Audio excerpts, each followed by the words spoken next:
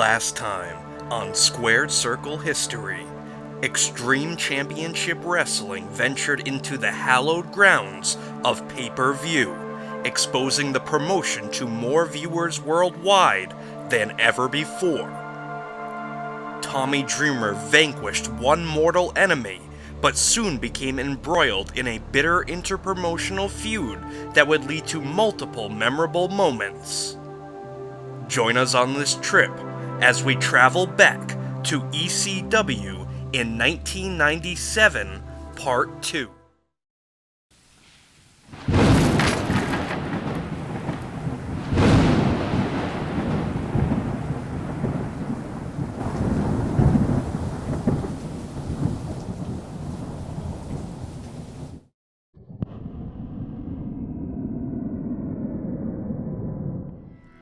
The July 1st edition of ECW TV featured footage from the ECW arena event, Orgy of Violence. Bam Bam Bigelow was in action against Pitbull number 2, with the franchise Shane Douglas getting involved. Douglas ambushed a bloody Pitbull number 2, leading to Pitbull number 1 racing to the ring. While Pitbull number 1 battered Douglas on the floor, Chris Candido assisted Bigalow in taking down Pitbull number 2. This allowed Bigalow to score the pinfall victory. Chris Candido was in action, facing his former WWF Tag Team Championship partner, Dr. Tom Pritchard. He was successful, defeating Pritchard with his top rope powerbomb he called the Blonde Bombshell. Following the match, Candido praised Pritchard and shook his hand. Rob Van Dam and Sabu came to the ring with Bill Alfonso to battle Tommy Dreamer and the Sandman, who were accompanied by Beulah McGillicuddy. A steel chair was introduced in the early minutes by RVD and Sabu, using it to gain an early advantage. Sandman retaliated with a plancha, landing onto both RVD and Sabu on the floor. Just as they recovered, Dreamer took out RVD and Sabu with a springboard plancha. Sabu had to raise the bar, nailing a somersault senton onto Dreamer on the floor. Back in the ring, RVD took out Sandman with a leaping sidekick off the top rope. Dreamer came to his partner's aid, leading to a duel with steel chairs in the ring that saw Sandman as the last man standing. On the floor, RVD hurdled a guardrail, taking out Dreamer with a dive into the crowd. Back in the ring, RVD attempted a leaping sidekick off the top rope, with his intended target being Dreamer. Instead, the referee got in the way and was subsequently rendered unconscious. With two officials knocked out, Commissioner Todd Gordon raced to the ring to count Sandman's pinfall attempt. Alfonso broke the count, and RVD ended up waffling Gordon over the back of the head with a steel chair. Sabu nailed a leg drop over the top rope to put Gordon through the timekeeper's table. Back in the ring, Sandman and Dreamer nailed DDTs on RVD and Sabu and then set them up for pile drivers. Before Sandman and Dreamer could hit their moves, the lights went out. When the lights came back on, Jerry the King Lawler was standing beside RVD and Sabu, who hit pile drivers on Sandman and Dreamer. Lawler began to get his cheap shots in, even using a steel chair to his advantage. Dreamer and Sandman turned the tables, tying RVD and Sabu in trees of woe and dropkick steel chairs into their faces. This all happened behind Lawler's back, who was instead jaw-jacking with the fans. Dreamer locked Lawler in a headlock, with Sandman ready to swing the Singapore cane. The lights went out again, flashing back on to reveal Jim Cornette, who waffled Dreamer over the back with a tennis racket. This allowed Lawler to drill Dreamer with a DDT. A brutal beatdown ensued on Dreamer and Sandman, with the fans throwing garbage into the ring. The initial official woke up to make the 3 count, with RVD and Sabu officially picking up the victory. Lawler got a hold of the Singapore cane, caning Sandman repeatedly. In a disturbing moment, Lawler swung for the fences, caning Dreamer so hard in the testicles that he let out a high-pitched squeal and was taken to the hospital. Cornette battered Dreamer repeatedly across the back with a tennis racket, with each shot echoing through the arena. On commentary, Joey Styles closed the show by saying, "This is the darkest day in the history of ECW." The July 8th edition of ECW TV saw Jerry the King Lawler cut a promo in front of a WWF backdrop, saying he was a part of ECW, exposing crappy wrestlers. Lawler said that he was showing that Tommy Dreamer and the Sandman are nothing.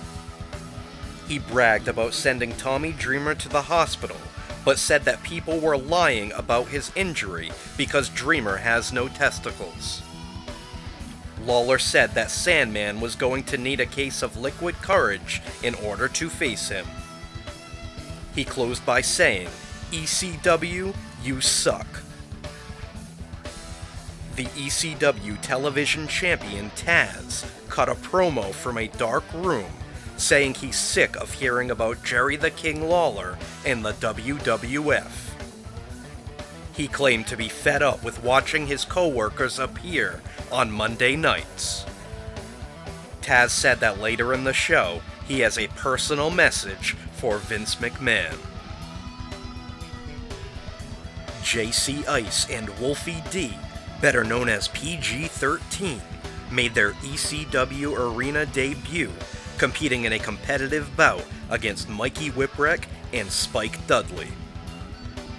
The fans applauded this fast-paced encounter, which eventually saw Wolfie D hold Mikey while JC Ice jumped off the top rope with a hubcap in hand. Mikey moved, with JC Ice waffling Wolfie D over the head with the hubcap. Wielding the hubcap, Mikey took down PG-13 and took the fight to the floor.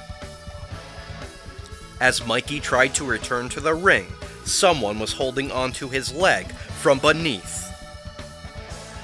Back inside, PG-13 took out Spike and picked up the victory. Meanwhile, out from under the ring came the returning Jason, who soon got hit with a double dropkick from Mikey and Spike. Beulah cut a promo from a dark room, recounting all the injuries she's seen Tommy Dreamer sustain and not even bat an eye. But this time, she heard Dreamer in the hospital screaming in pain.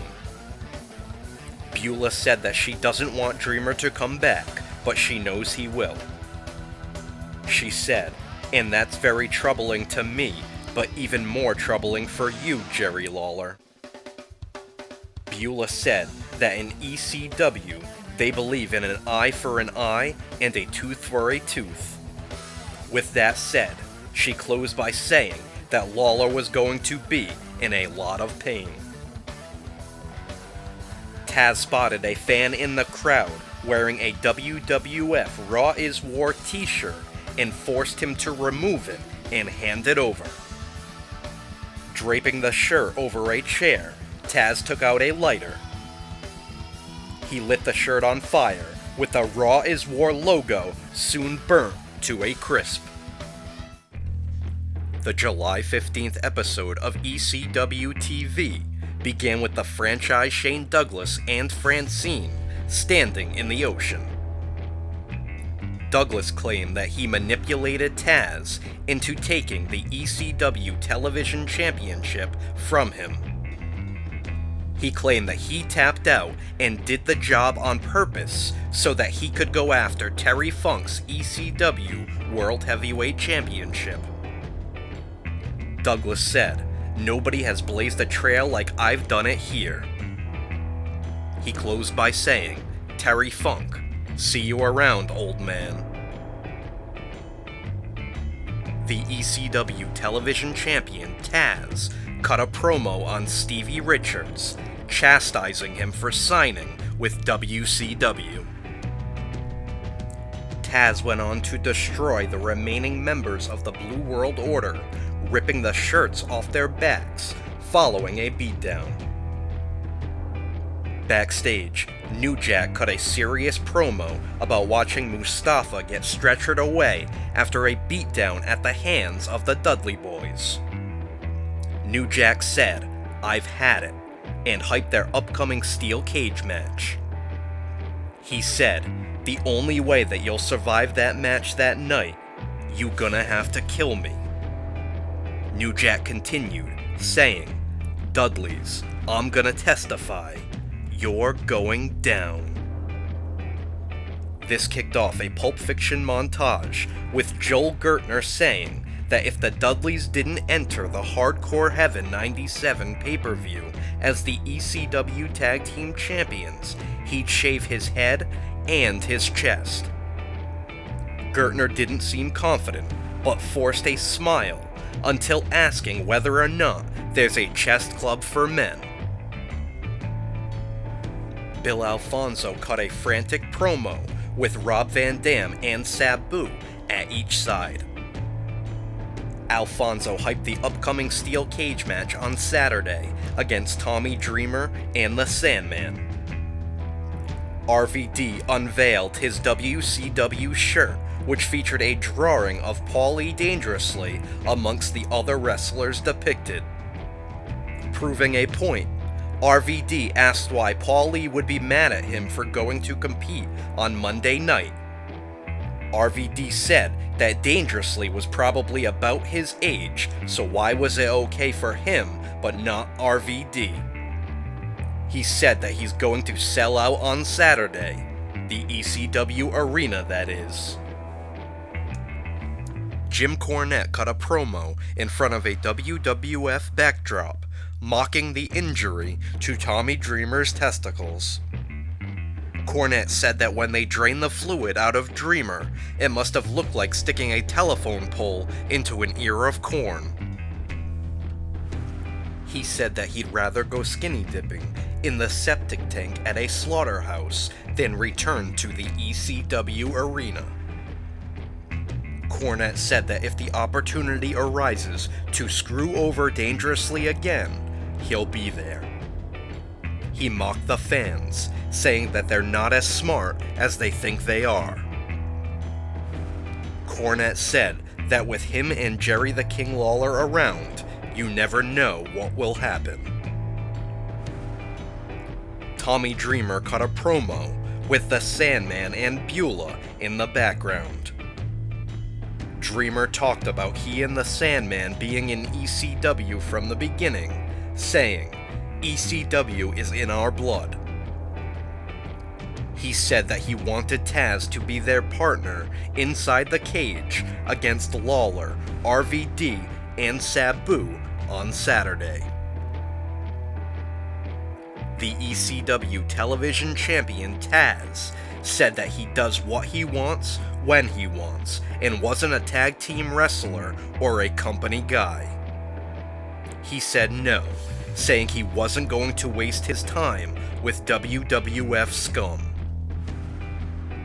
In a dark room, Tommy Dreamer cut an intense promo recalling the brutal Singapore cane shot he received from Jerry Lawler.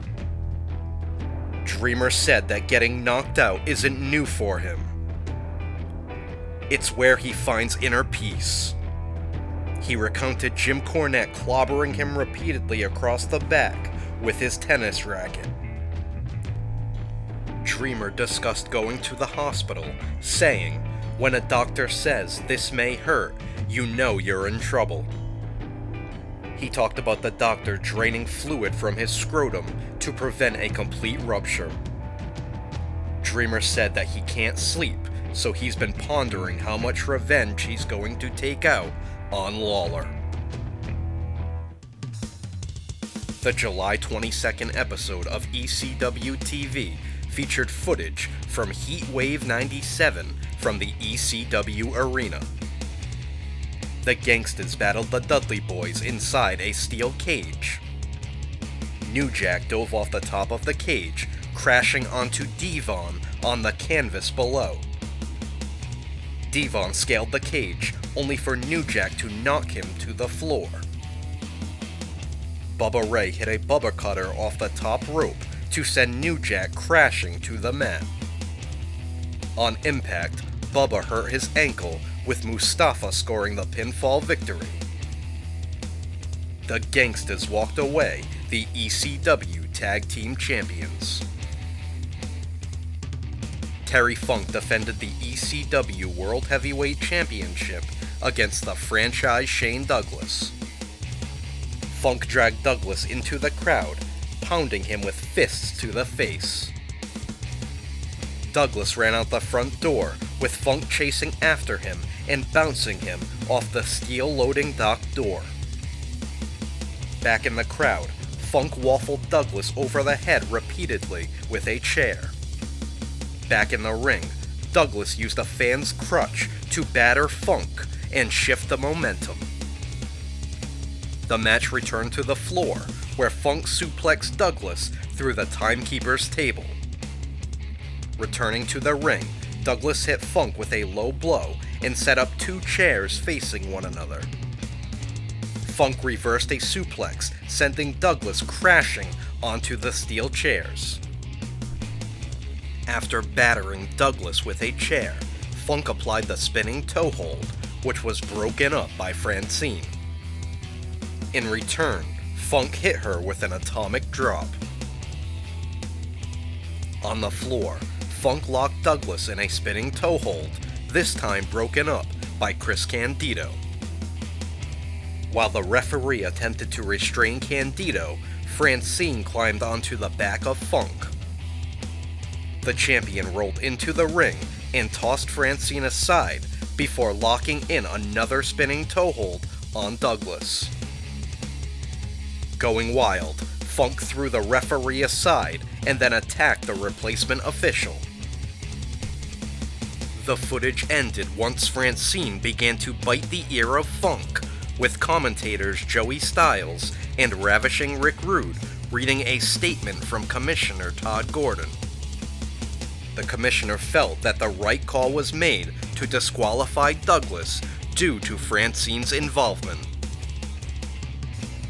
Jerry the King Lawler stood inside the steel cage with Rob Van Dam and Sabu shouting insults over the microphone at their opponents, the Sandman and Tommy Dreamer, who were accompanied by Beulah.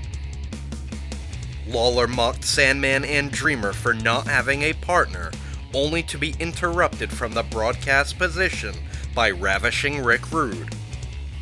He threw down his headset, saying that he would be the third man and team with Dreamer and Sandman. All six had a stare down in the cage, only for Rude to turn around and slug Dreamer in the face. RVD took out Sandman with a roundhouse kick, while Rude exited the cage. Beulah began screaming at Rude, who responded by bouncing her face off the cage. Rude began tossing chairs into the cage and then padlocked the door as the show went off the air.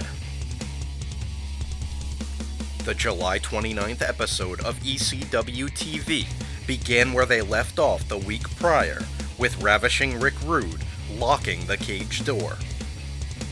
Out came the ECW World Heavyweight Champion Terry Funk, with Rude backpedaling around the ring. The franchise Shane Douglas, Chris Candido, and Bam Bam Bigalow ambushed Funk, while the beatdown of Tommy Dreamer and the Sandman continued inside the cage. Jerry the King Lawler, Sabu, Rob Van Dam, and Bill Alfonso unleashed a brutal beatdown inside the cage, while Bigalow raked the champion's ear against the cage from the outside. Members of the locker room tried to climb into the cage, with Lawler fending them off with a Singapore cane. With a bloody Dreamer handcuffed to the cage, Lawler punched him repeatedly in the injured testicles. RVD tossed a steel chair at the head of Dreamer, wrapping it around his neck on impact. Lawler used the cane to further torture Dreamer while Sandman was handcuffed to the opposite side. RVD and Sabu hit dueling Van Daminators, smashing steel chairs over the heads of Sandman and Dreamer simultaneously.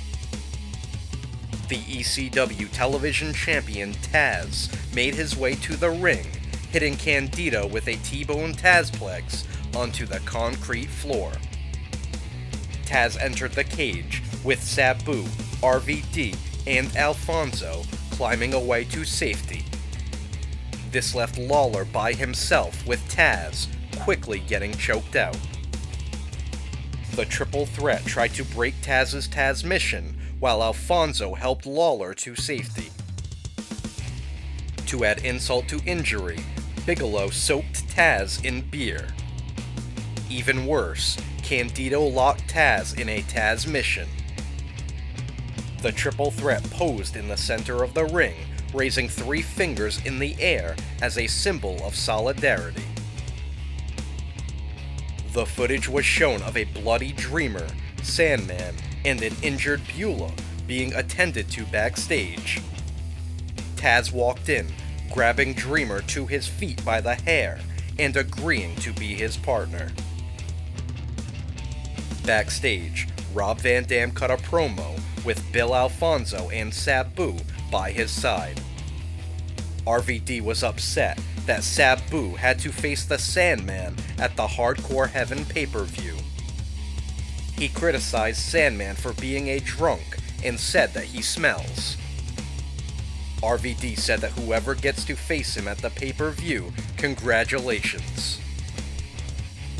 He said that he's willing to put in a good word for anybody that wants to work on Monday nights. This kicked off a Pulp Fiction montage, cutting to the Sandman drinking a beer and smashing it over his head.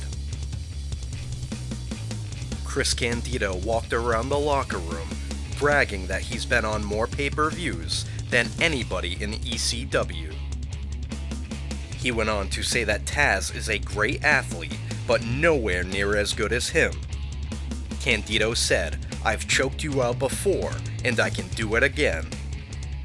He said that nobody allowed him to fight for the television championship. Candido had to provoke Taz for the match to be signed. He bragged that he was the first to sign the contract for the match. His demeanor changed once he opened his locker, revealing a black towel bearing Taz's logo. Candido threw the towel down, revealing that the contract had been signed by Taz in blood. Before leaving the arena, Taz cut a promo into the camera, saying, "Candido, I signed your death warrant in my blood. Now that I've tasted my blood, I think it's time I taste your blood." New Jack cut a promo on the Dudley Boys, saying nothing can keep him down, and he'll be at the pay-per-view to get his belt back.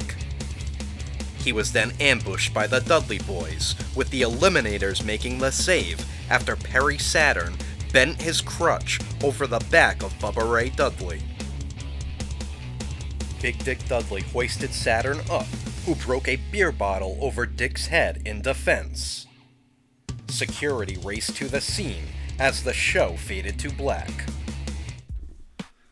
The August 5th edition of ECW TV began with Ravishing Rick Rude cutting a promo with his arm around Francine and the triple threat in the background.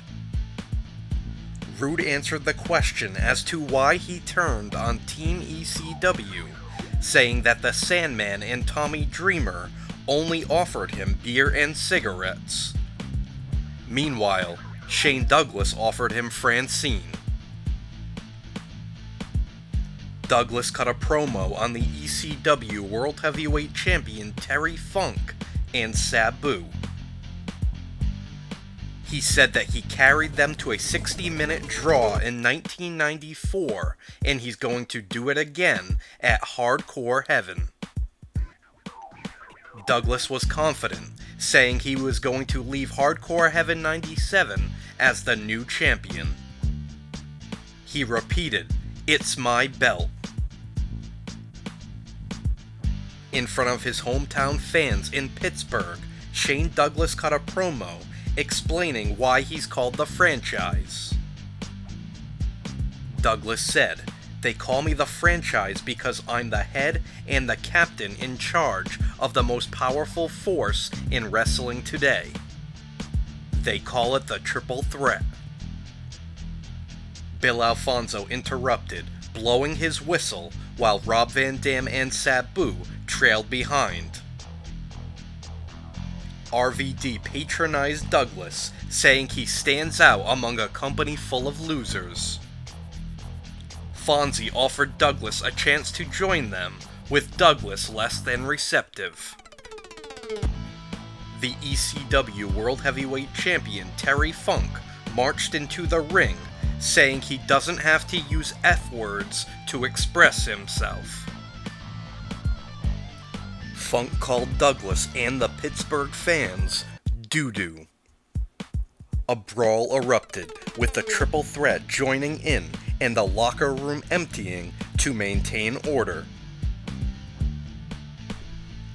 From a stairwell, the Dudley Boys stood with Joel Gertner, who preached that ECW was contractually obligated to have an ECW Tag Team title defense at Hardcore Heaven. With the Gangstas injured, Gertner claimed to have a solution which would help him keep his hair. That solution was the Dudleys, whom Gertner called the only team healthy enough to make it to Fort Lauderdale. Bubba Ray Dudley interrupted, begging the Gangstas to take the belts from them. Chris Candido came to the ring dressed as Taz, complete with a black singlet and towel over his head. Candido competed against Spike Dudley, using a brutal German suplex to send Spike crashing onto his head. Off the top rope, Candido hit Spike with the blonde bombshell and scored the pinfall victory. Taz appeared via satellite from his dojo, claiming he wasn't mad, yet took anger out on his students. He choked out his student, the future Danny Doring, whom Taz pretended was Chris Candido. As Taz locked in the Taz mission, other students stepped in to save Doring. From the locker room, ECW World Heavyweight Champion Terry Funk cut a promo. Funk claimed that he had two homes, Amarillo and Philadelphia. He added that he didn't like Pittsburgh and called the people inbreds.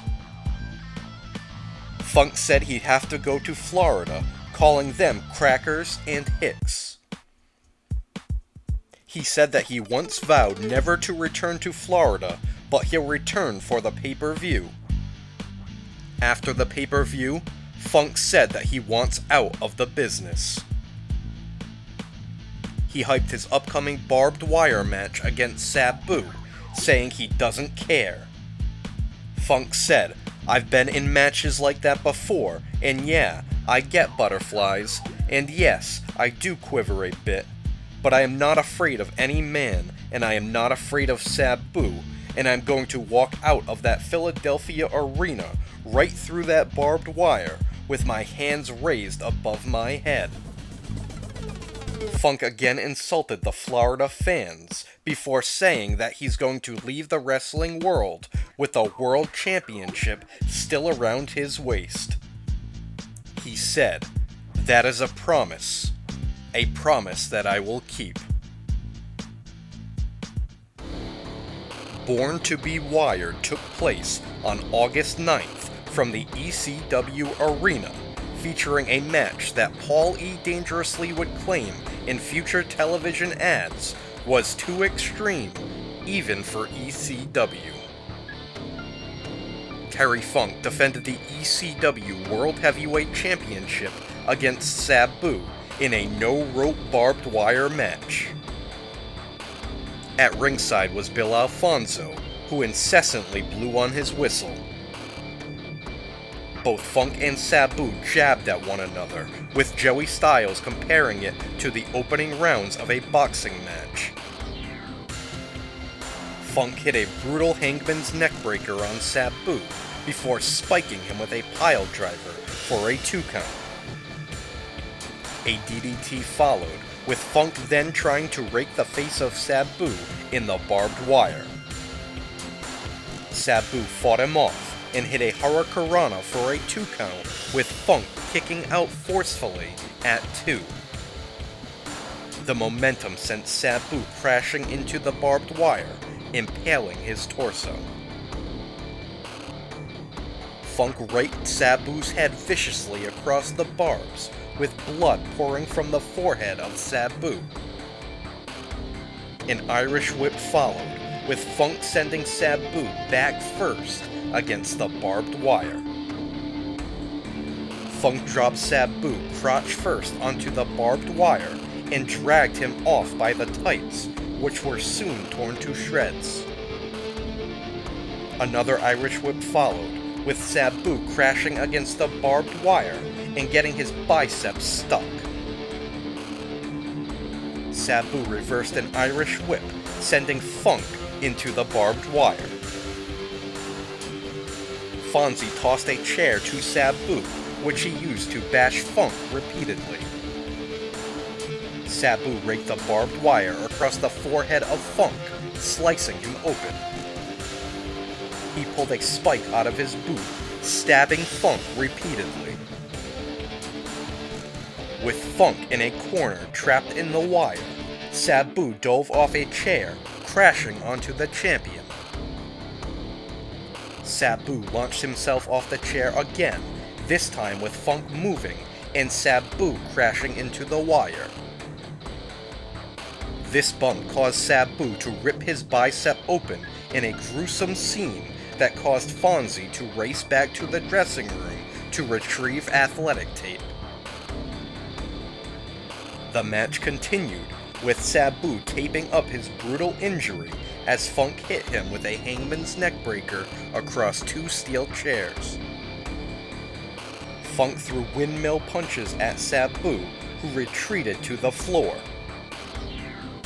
The champion caught up with Sabu, raking his face against the barbed wire. Back in the ring, Funk applied the spinning toe hold on Sabu, with Fonzie hopping onto the apron for a distraction. Funk grabbed Fonzie by the collar, dragging him across the barbed wire and into the ring. The champion then suplexed Sabu chest first onto the barbed wire.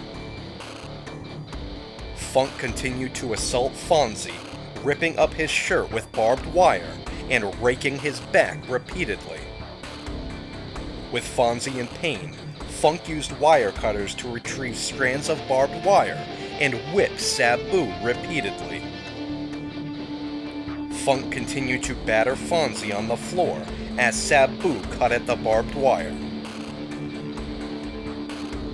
Returning to the ring, Funk was greeted with a pair of wire cutters to the head, courtesy of Sabu. Rob Van Dam interfered, pounding on Funk repeatedly with right hands. RVD wrapped Funk in barbed wire and set him up on a table. Sabu dove from the ring, putting Funk through the table with a leg drop. Tommy Dreamer raced to the scene, attacking RVD with a trash can lid and carrying him away up the aisle. Sabu got a barbed wire covered Funk back into the ring, covering him for a 2 count. Fonzie helped Sabu set Funk up on another table on the floor. Sabu wrapped himself in strands of barbed wire, leaping from the ring with a leg drop to put Funk through the table. The two were intertwined in the barbed wire, with both Fonzie and the referee lifting them back into the ring. Sabu made the cover with a persistent Funk kicking out at 2. But it was no use, as the two were too tangled for the action to continue.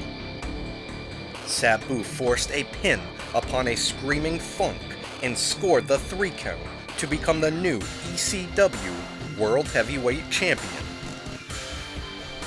But there was no celebration, as both Sabu and Funk had to be cut free from the barbed wire in a graphic and chaotic scene.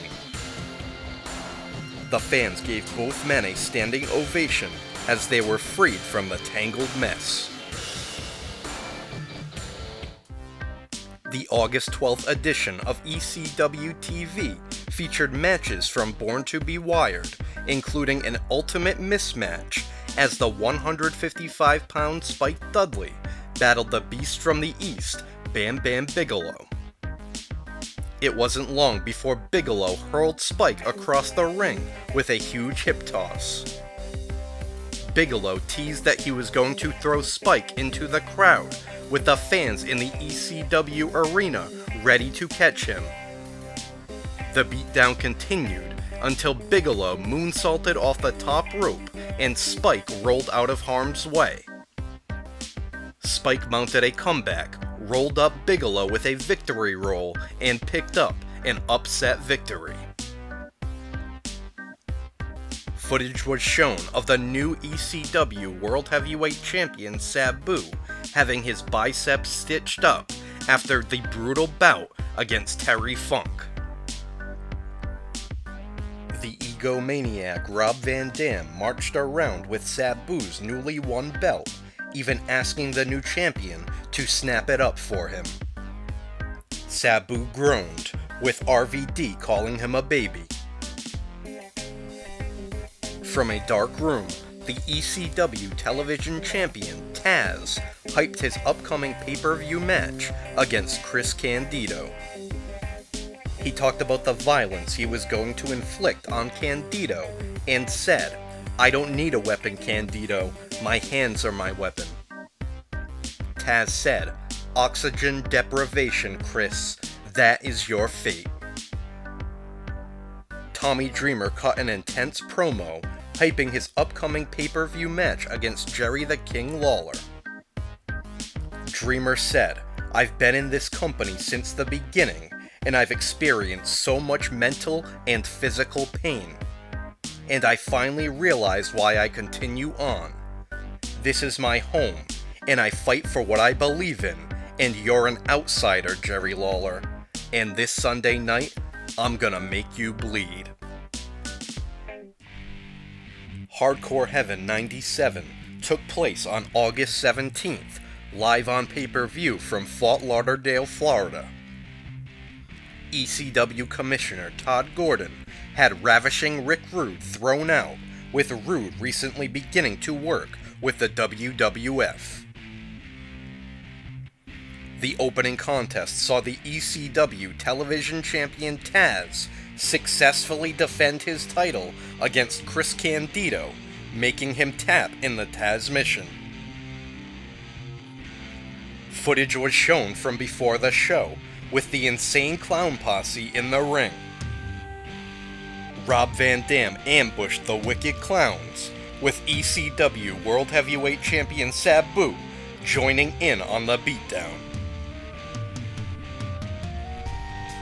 In a rematch, Bam Bam Bigalow battled Spike Dudley, with the Beast from the East tossing Spike around with ease. Spike attempted a dive off the top rope, with Bigalow catching and slamming him aggressively to the mat with a powerbomb.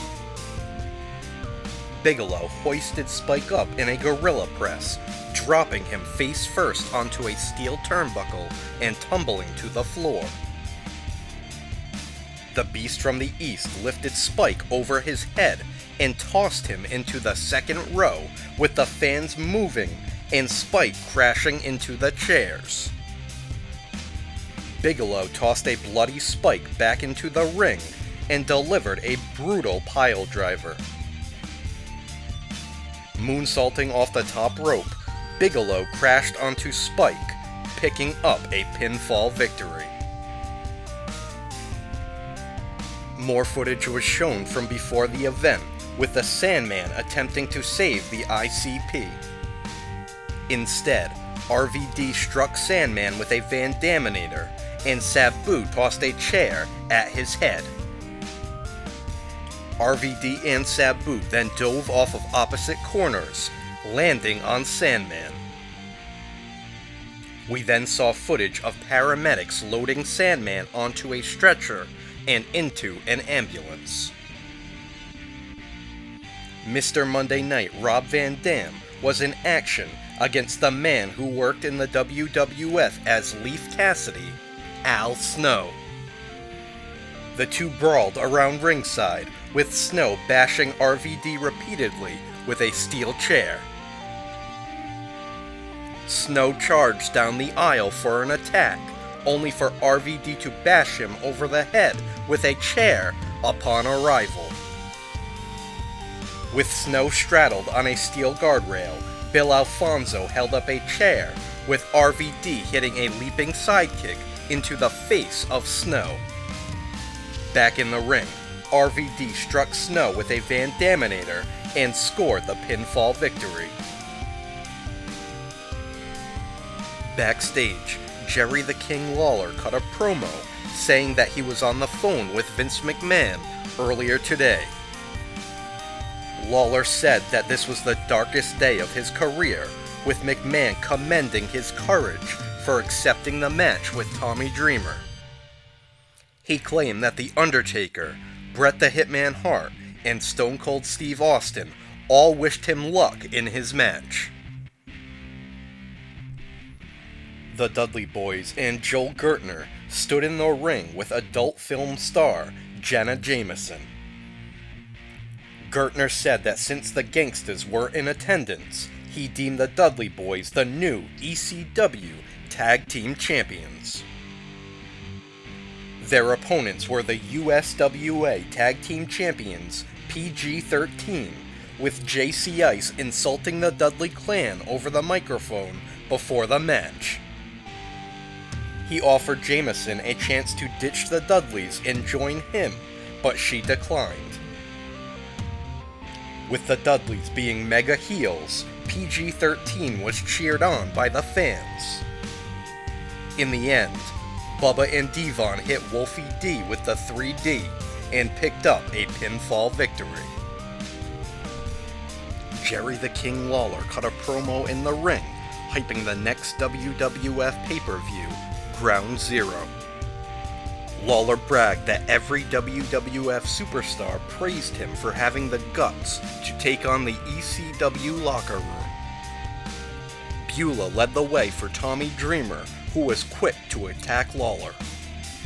Dreamer battered Lawler with weapons provided by the fans, with blood spilling early. Through the crowd they went, with Dreamer pulverizing a bloody Lawler. A fan handed their belt for Dreamer to use to strangle Lawler. Back in the ring, Dreamer climbed to the top rope with a steel chair. Lawler shook the ropes, crotching Dreamer on the top rope. The King unfolded the weapon and tossed Dreamer off the top rope, crushing the chair. Lawler took the fight to the floor, bloodying Dreamer and bashing him repeatedly with a steel chair. After crotching Dreamer on a guardrail, Lawler wrapped the belt used earlier around his fist and punched Dreamer. Lawler began to whip Dreamer repeatedly with the belt before strangling him with it. Back in the ring, Lawler spiked Dreamer with a pile driver. Surprisingly, Dreamer kicked out of a pinfall attempt, with Lawler inflicting more damage. Lawler ripped the ECW shirt off of Dreamer's back, wiping himself with it before tossing it into the crowd. Dreamer gained his second wind, attacking Lawler with a flurry of punches. He shouted ECW, posing in the ring before stuffing the shirt in Lawler's mouth. Lawler responded by punching Dreamer in the testicles. Dreamer gained his bearings and shoulder tackled Lawler into the corner, inadvertently knocking out the referee. Lawler added insult to injury by DDTing the referee. The lights went out, flashing back on to reveal Ravishing Rick Rude, who waffled Dreamer repeatedly with a metal trash can. Lawler made the cover, with Dreamer kicking out at 2. Dreamer battled back and attempted to pile drive Lawler. The lights went out again, flashing back on to reveal Jake the Snake Roberts, who DDT'd Dreamer. Roberts short-arm clotheslined Lawler for good measure before leaving the ring. Lawler made the cover, with Dreamer kicking out. Dreamer set Lawler up for a DDT, with the lights going out again, turning back on to reveal Sonny, who sprayed Dreamer in the eyes with hairspray. Beulah took down Sonny, leading to a catfight, which was broken up by Lawler. The King set Beulah up for a pile driver, with Dreamer swinging a chair. Lawler cowardly pulled Beulah in the way, with Dreamer stopping himself just in time. Beulah kicked Lawler in the testicles, and Dreamer hit the DDT. Dreamer made the cover, scoring the pinfall victory.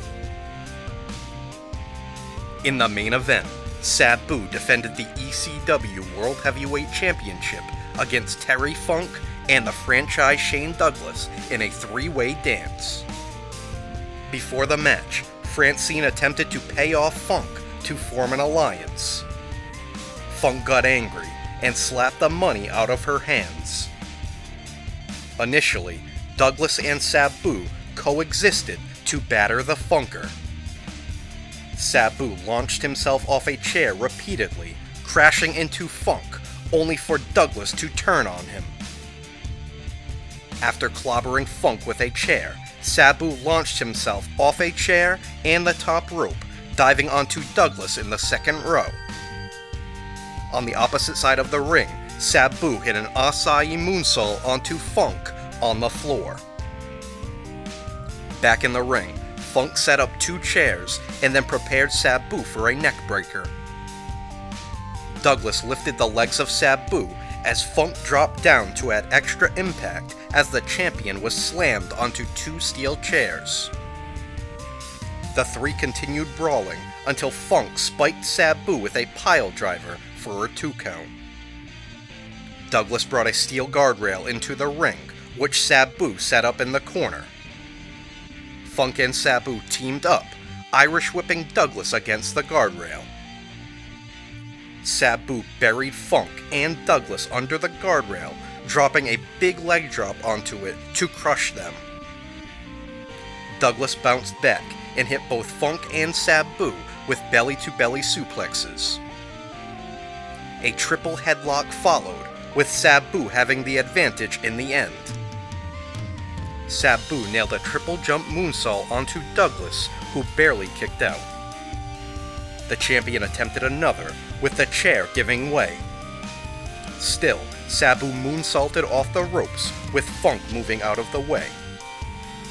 Moments later, Sabu nailed a triple jump moonsault onto both men, but only gained a 2 count. Bill Alfonso tossed a table into the ring, with Sabu laying Funk onto it. Commissioner Todd Gordon raced in to shove Fonzie aside and roll Funk off the table.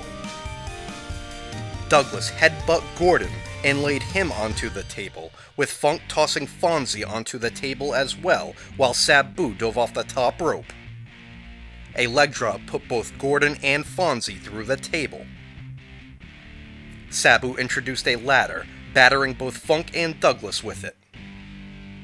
The Sandman made his return out of nowhere, ambushing Sabu. He buried Sabu under the ladder, crushing him with a springboard slingshot splash. As security dragged Sandman away, Douglas and Funk covered Sabu for the 3 count and first elimination. Sabu hit a triple jump splash onto Sandman and security in the aisle. Members of the locker room attempted to separate Sabu and Sandman while Funk and Douglas brawled on the floor. Wrestlers watched from the aisle as Douglas and Funk slugged it out in the ring. Funk missed a chop, with Douglas nailing a belly-to-belly suplex, but only got a 2 count. Douglas spiked Funk with a pile driver, but opted not to go for the pin, and instead helped Francine set up a table on the floor. Francine entered the ring with Douglas and slapped Funk across the face. Dory Funk Jr. interfered, attacking Douglas with 3 forearms to the face and chasing Francine away. Funk rolled up Douglas, who barely kicked out. They battled on the apron, crashing through the table on the floor. Back in the ring, Douglas hit another belly-to-belly suplex, with Funk kicking out. Desperate, Douglas hit another, with Funk again kicking out. As Douglas went for a third, Funk countered with a small package for a 2 count. Douglas hit another belly-to-belly suplex on Funk, picking up the 3 count to become the new ECW World Heavyweight Champion. Both Francine and Douglas whipped Funk with the championship belt before posing for the crowd. Joel Gertner came to the ring, backed by the Dudley Boys, who stomped on Funk. Gertner proposed that Douglas ditch the rest of the Triple Threat and join them. Bam Bam Bigelow and Chris Candido backed Douglas, brawling with the Dudleys. Wrestlers filled the ring to separate the 2 factions, with the Triple Threat leaving first. The Dudleys stayed behind to clear the ring until Balls Mahoney and Axel Rotten raced in wielding chairs. Still, the Dudleys stood tall and now brawled with Funk. New Jack and John Cronus raced to the ring with weapons to take out the Dudley Boys.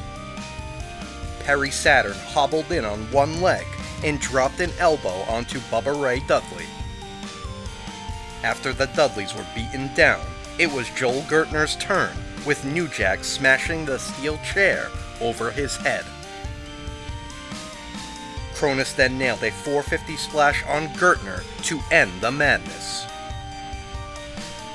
New Jack, Cronus, Balls, Axel, and even a bloody Terry Funk celebrated in the crowd with the fans to end the broadcast. The August 19th episode of ECW TV featured a match from Born to Be Wired, featuring Rob Van Dam with Bill Alfonso in his corner against Tommy Dreamer, who had Beulah in his corner. It didn't take long for Dreamer to take the fight to RVD on the floor, battering him with weapons provided by the fans. Minutes later, RVD hit a somersault plancha over the top rope, landing on Dreamer on the floor. With Dreamer crouched on a guardrail, RVD jumped off another, smashing a chair into the face of Dreamer with a leaping sidekick. Back in the ring, RVD hit a frog splash off the top rope, with Dreamer kicking out of a pinfall attempt. RVD went for a split-legged moonsault, with Dreamer rolling out of the way and RVD crashing onto a steel chair. Dreamer nailed his own Van Daminator and then tied RVD in a tree of woe. Racing across the ring, Dreamer drop-kicked a chair against the face of RVD. Dreamer leaped off the top rope, hitting his own frog splash onto RVD. Fonzie tried to interfere, only to be attacked by Beulah. Dreamer got his hands on Alfonso, but soon fell victim to a Van Daminator. RVD missed a corkscrew leg drop, with Dreamer drilling him with a DDT. Sabu hopped onto the apron with a garbage can, which Dreamer fought away. Dreamer turned around, with RVD knocking the trash can into his face with a Van Daminator. RVD hit a corkscrew leg drop onto the trash can, crushing Dreamer below, and picked up a pinfall victory. Sabu joined RVD in stomping Dreamer, with the triple threat interfering.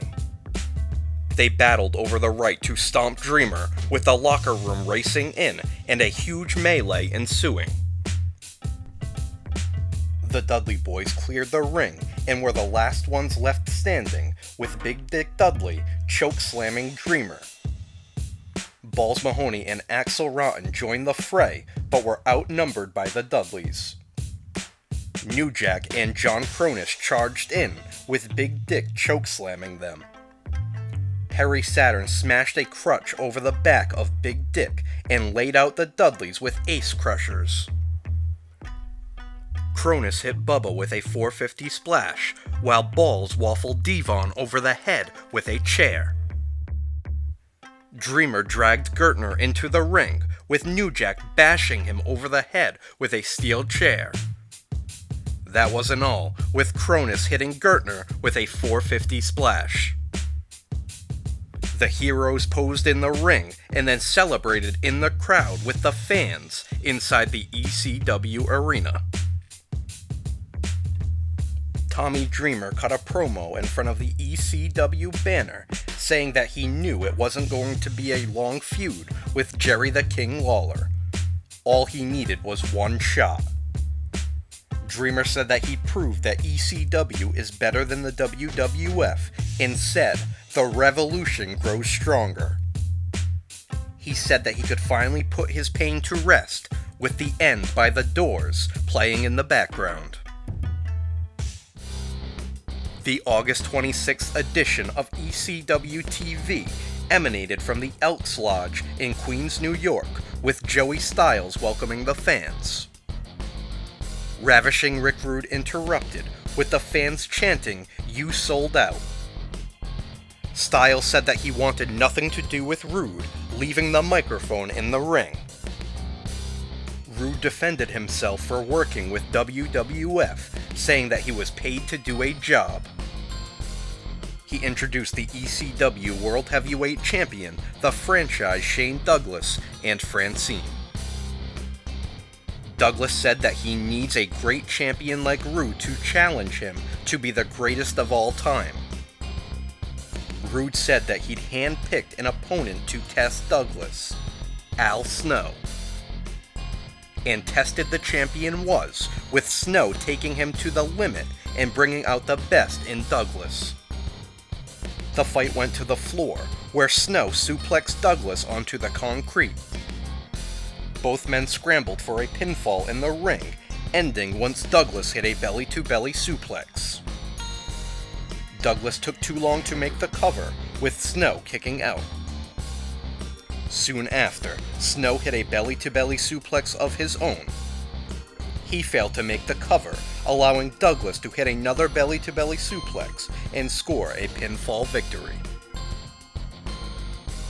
Accompanied by Beulah, Tommy Dreamer was in action against Rob Van Dam, who had Bill Alfonso in his corner. Dreamer bounced RVD against the steel guardrail surrounding the ring, and then dove off the apron with a steel chair. RVD moved, with Dreamer crashing against a guardrail. Fonzie held a chair in place, with RVD bashing it into the face of Dreamer with a leaping sidekick. Back in the ring, RVD hit Rolling Thunder, followed by a frog splash, with Dreamer barely kicking out. Fonzie tossed a chair into the ring, with Dreamer drop-kicking it against the face of RVD. Dreamer tied RVD in a tree of woe and drop-kicked a chair against his face. Leaping off the top rope, Dreamer nailed a frog splash on RVD. Fonzie hit Dreamer with a low blow, with Beulah attacking. As Dreamer broke things up, RVD caught him with a Van Daminator. RVD attempted a split-legged moonsault, with Dreamer tossing a chair at the face of RVD. Dreamer DDT'd RVD off the top rope from a split position and scored the pinfall victory. Sabu ambushed Dreamer and locked him in the camel clutch. RVD joined Sabu in hitting Rolling Thunder on Dreamer. With Dreamer locked in a modified surfboard submission via RVD and Fonzie taking out Beulah, Sabu dove off the top rope with a steel chair, bouncing it off Dreamer's head. RVD and Sabu paraded around the ring with a WWF banner, eventually draping it over the body of an unconscious Dreamer. On commentary, Joey Styles described this as Dreamer's worst nightmare. The September 2nd edition of ECW TV saw Joey Styles interview a frantic Chris Candido in front of the ECW banner. Candido talked about leaving the WWF because he wanted to be hardcore, but suddenly received a call on his cell phone. He claimed that it was Jim Ross on the other line and buttered him up.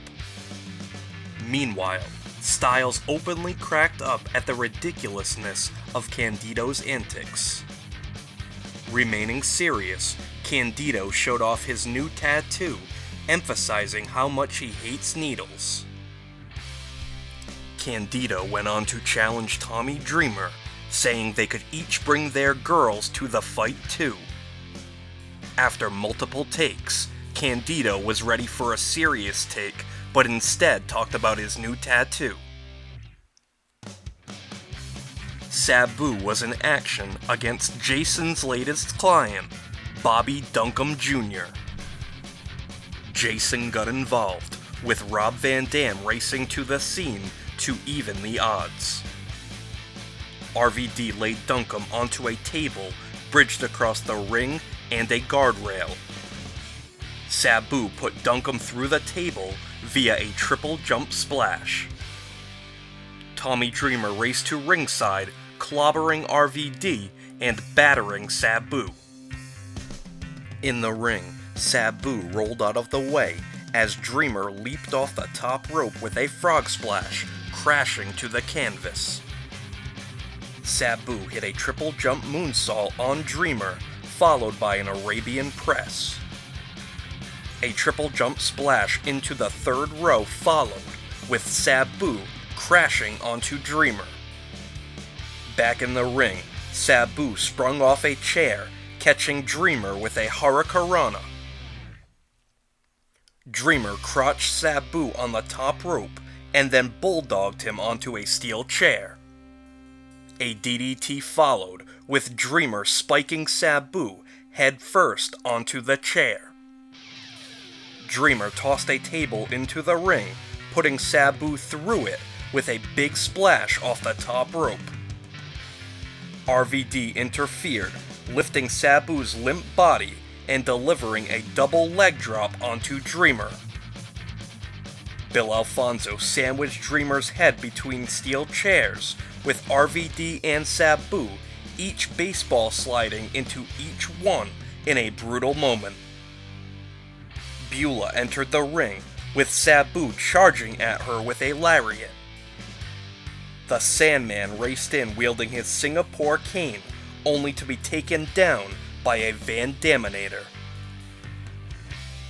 Fonzie held up a WWF banner, while RVD surfboarded Sandman, and Sabu jumped off the top rope, bashing Sandman over the head with a steel chair. Sabu rolled Dreamer, Sandman, and Beulah next to one another, with RVD burying them under the WWF banner. Taz made his way to the ring to a big ovation, with RVD and Sabu quickly exiting.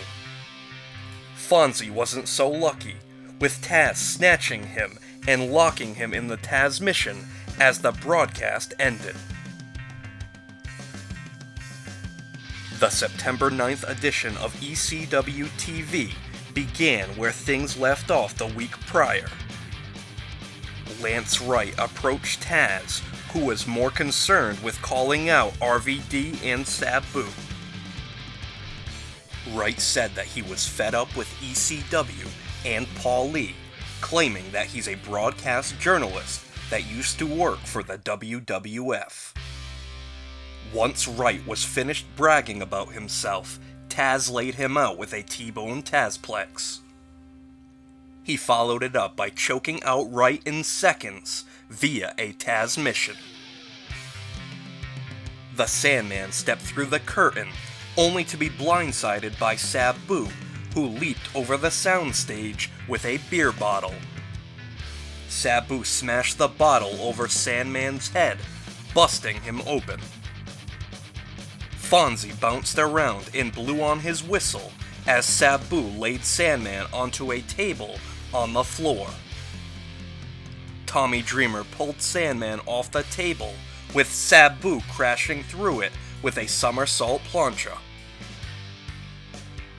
While the locker room attended to a bloody Sandman, Rob Van Dam attacked Dreamer in the ring. Once outside the ring, Dreamer gained the advantage, crotching RVD onto a steel guardrail. Dreamer ran off the apron with a chair, bashing it over the head of RVD.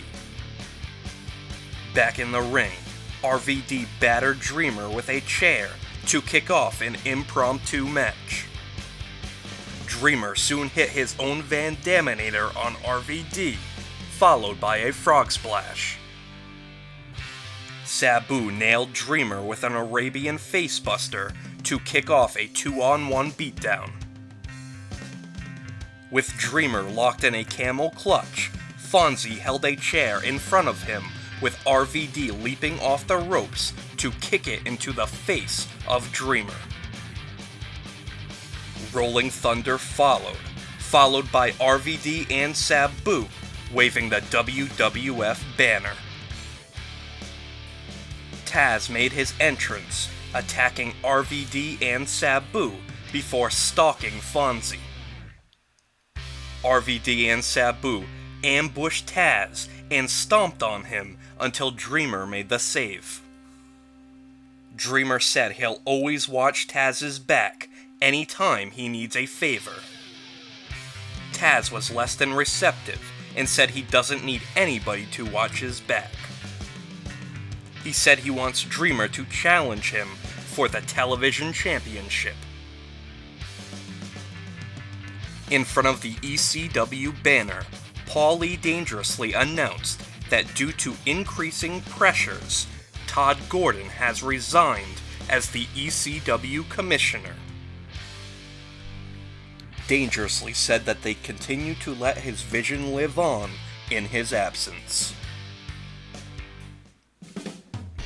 Terry Funk's WrestleFest took place on September 11th, with this supposedly being Funk's final match in his hometown of Amarillo, Texas.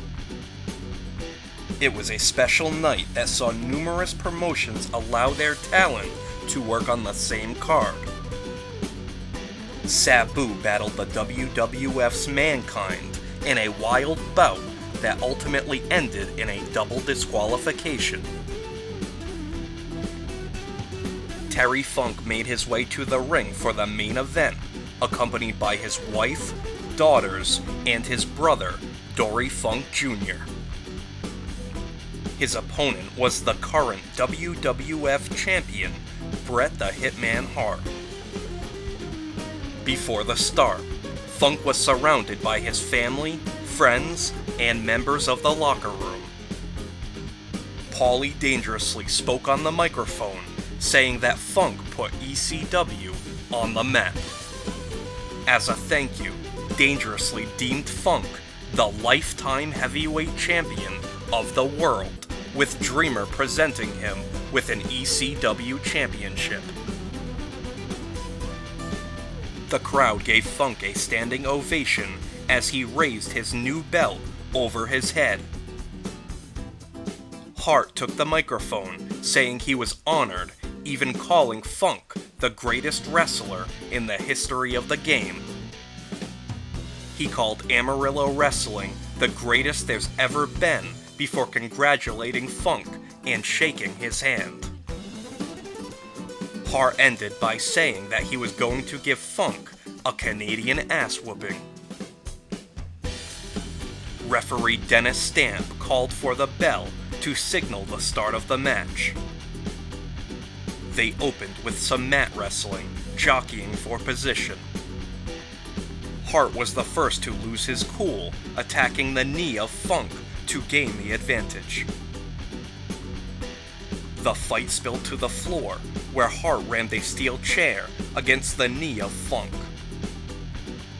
Back in the ring, Hart locked Funk in a figure 4 leg lock. Hart's family sat at ringside, taunting Funk and even getting in a few cheap shots.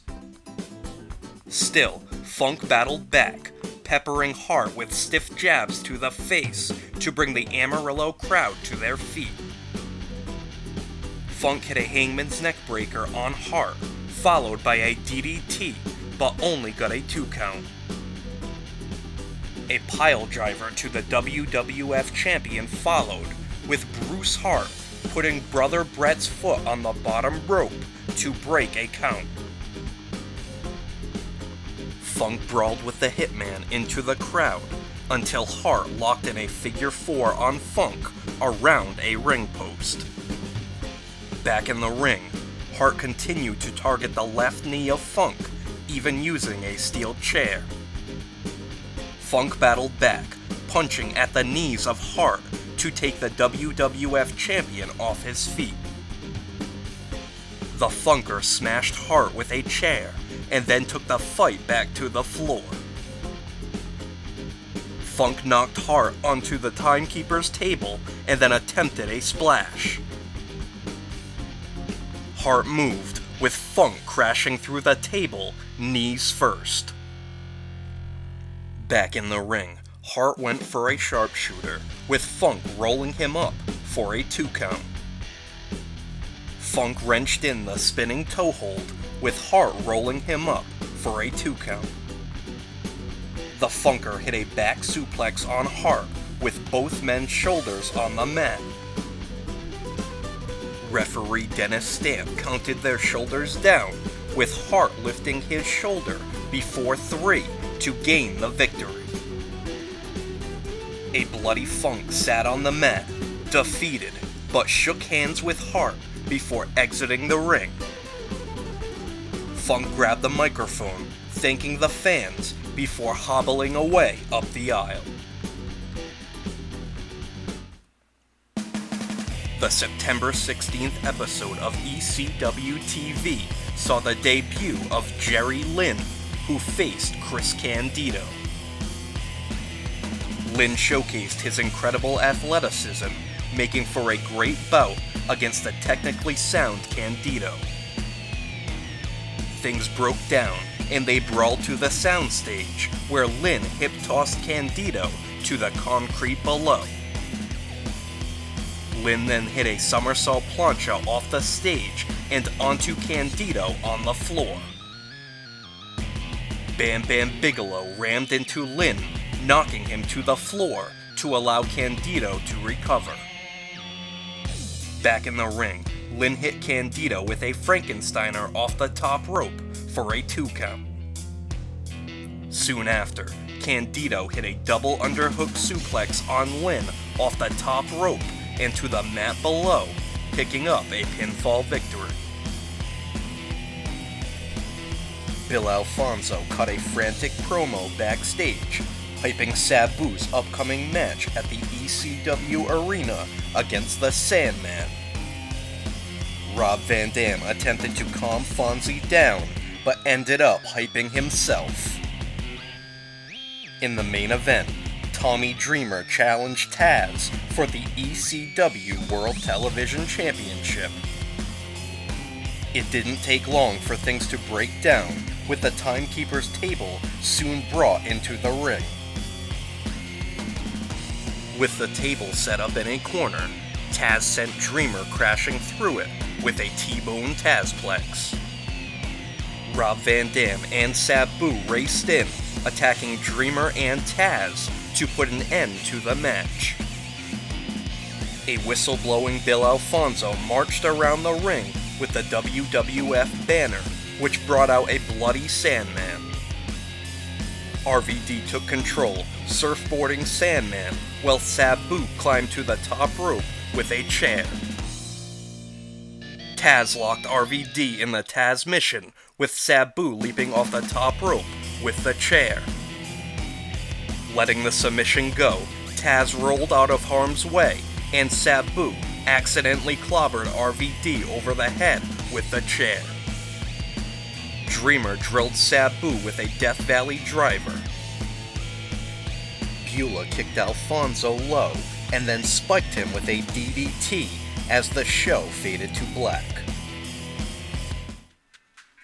The September 23rd edition of ECW TV featured footage from As Good As It Gets, beginning with Bam Bam Bigalow against Spike Dudley. A raucous crowd chanted, "Over here," and "We want Spike," in hopes that Bigalow would toss his opponent into the crowd. Spike put up a great effort, even drop-kicking Bigalow over the top rope and through the timekeeper's table. Back in the ring, Spike jumped off the top rope, bashing Bigalow over the head with a steel chair. Spike tried again, but failed, allowing Bigalow to suplex him onto the chair. Bigalow pressed Spike over his shoulders, tossing him into the third row. In typical ECW fashion, the fans body-surfed Spike around the building, with Bigalow tossing him back into the ring. Bigalow nailed a big splash off the top rope and picked up a pinfall victory. The Beast from the East wasn't finished, tossing Spike into the crowd for a second time. Again, the fans body-surfed Spike around the arena in a wild scene. Fan cam footage showed Taz assaulting Lance Wright in the parking lot for wearing orange, which is famously known as the color of the human suplex machine. Tommy Dreamer and police escorted Taz away from a battered Wright. Joel Gertner led the ECW Tag Team Champions, the Dudley Boys, to the ring to battle New Jack and John Kronus, who were equipped with barrels full of weapons. All four pummeled one another with various weapons, with blood quickly staining the ring canvas. The fight went to the floor, with New Jack setting Devon onto a table in the crowd. New Jack ran off the Eagle's Nest, diving onto Devon and putting him through the table. Back in the ring, Bubba battered Kronus and nearly scored a pinfall until New Jack broke it up. Somehow, Devon made his way back to the ring, but had a crutch smashed over his back by New Jack. Big Dick Dudley tried getting involved, with New Jack smashing a guitar over his head. Kronus nailed a 450 splash on Devon and scored the pinfall victory. New Jack and John Kronus were crowned the new ECW Tag Team Champions. The September 30th edition of ECW TV featured footage from As Good As It Gets, beginning with the ECW World Heavyweight Champion, the franchise Shane Douglas, and Francine making their way to the ring. Douglas trashed the crowd before Rick Rude's chosen opponent was revealed to be Philip LaFawn, who was backed by Doug Furness. LaFawn took the fight to the franchise, with Francine getting involved. She hit LaFawn with a low blow, essentially saving Douglas's championship. She'd get involved again, with LaFawn hitting her with a Tiger Bomb. Chris Candido raced in, with Furnace evening the odds. Bam Bam Bigelow joined the fray, brawling with Furnace, who spiked him with a DDT. Things calmed down, and Douglas rolled up LaFawn for a pinfall victory. The Pitbulls wheeled a neck brace wearing Lance Wright to the ring in a wheelchair.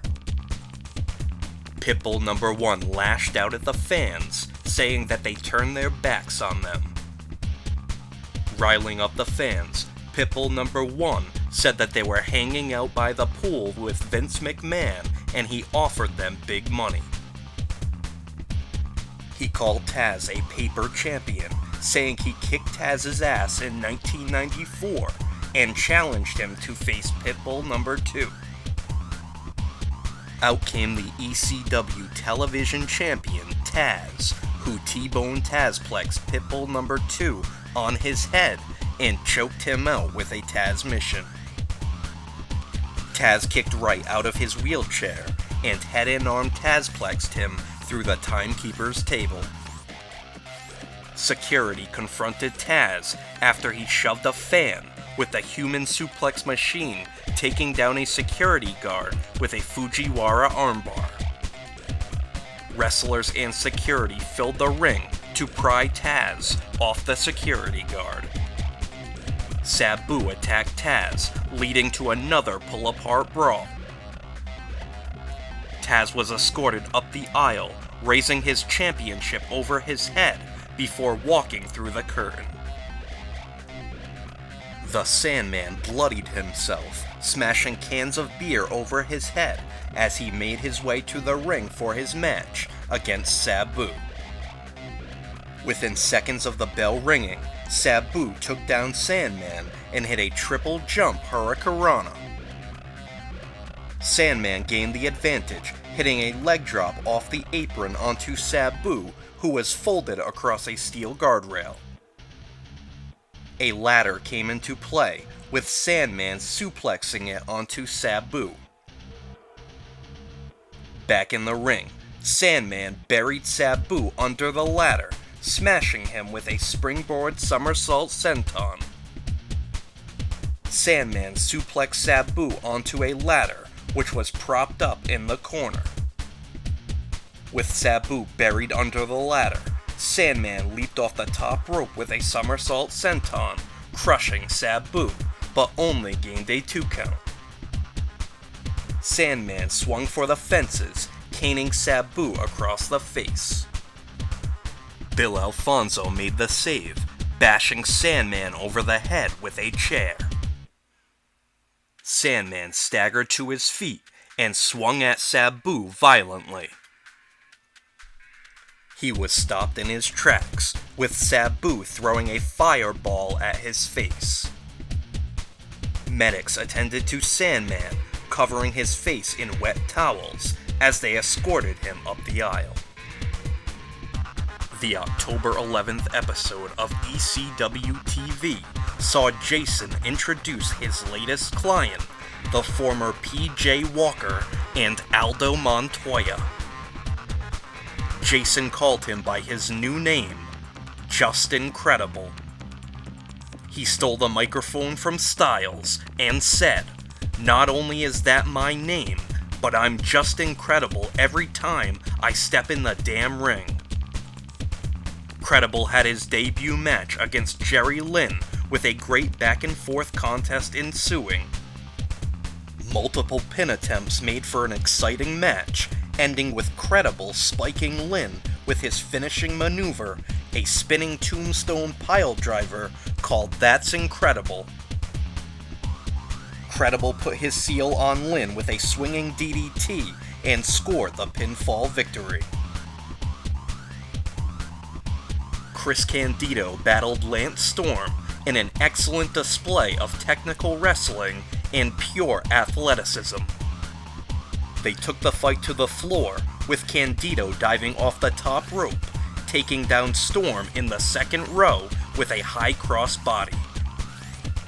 Back in the ring, Storm leaped to the top rope, diving backward to take out Candido with an elbow.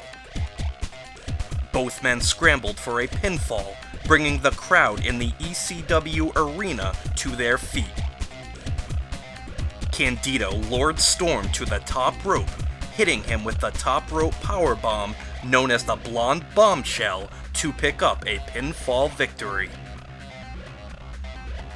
From As Good As It Gets, Tommy Dreamer and Beulah battled Rob Van Dam and Bill Alfonso in a mixed tag match. RVD voiced his disgust before the start, saying he was embarrassed to be there. Dreamer raced to the ring, attacking RVD and clotheslining him to the floor. The beatdown continued, with Dreamer crotching RVD on a steel guardrail. He leaped off the top rope with a steel chair, bashing RVD over the head. Back in the ring, referee Jeff Jones took the chair away from Dreamer.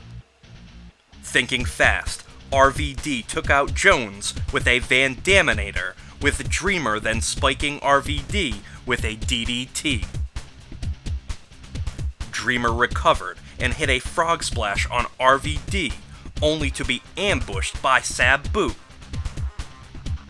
Alfonso sandwiched Dreamer's head between two chairs, with RVD and Sabu each dropkicking a chair.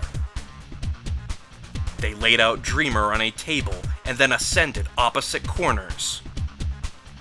RVD and Sabu leaped off the top rope, putting Dreamer through the table with Rolling Thunder. With Dreamer laid out, RVD said he was leaving, but encouraged Fonzie to battle Beulah. Not backing down, Beulah dared Fonzie to throw the first punch, which he did. As he swung at Beulah, she took a cookie sheet out from under her shirt, with Fonzie punching it. Beulah waffled Fonzie across the face with the cookie sheet before removing her shirt and striking a pose. Fonzie was soon covered in blood, with Beulah taking him to the floor and whipping him against multiple steel guardrails. Back in the ring, Beulah swung a pan, but Fonzie punched her low. Fonzie began to choke Beulah with his whistle strap before body slamming her in the middle of the ring. Beulah blocked a suplex, spiking Fonzie with a DDT for a 2 count. The two traded chops, with Fonzie winning the exchange. Soaked in blood, Fonzie climbed to the top rope, with Beulah shaking his legs and causing him to crotch himself on the top turnbuckle. Beulah tied Fonzie in a tree of woe, raced across the ring, and drop-kicked a chair against his face. The fans began to chant, "She's hardcore," as Beulah climbed to the top rope. Fonzie attempted a powerbomb, but Beulah flipped him with a Frankensteiner. Beulah made the cover and scored the 3 count for the victory, with the crowd going wild.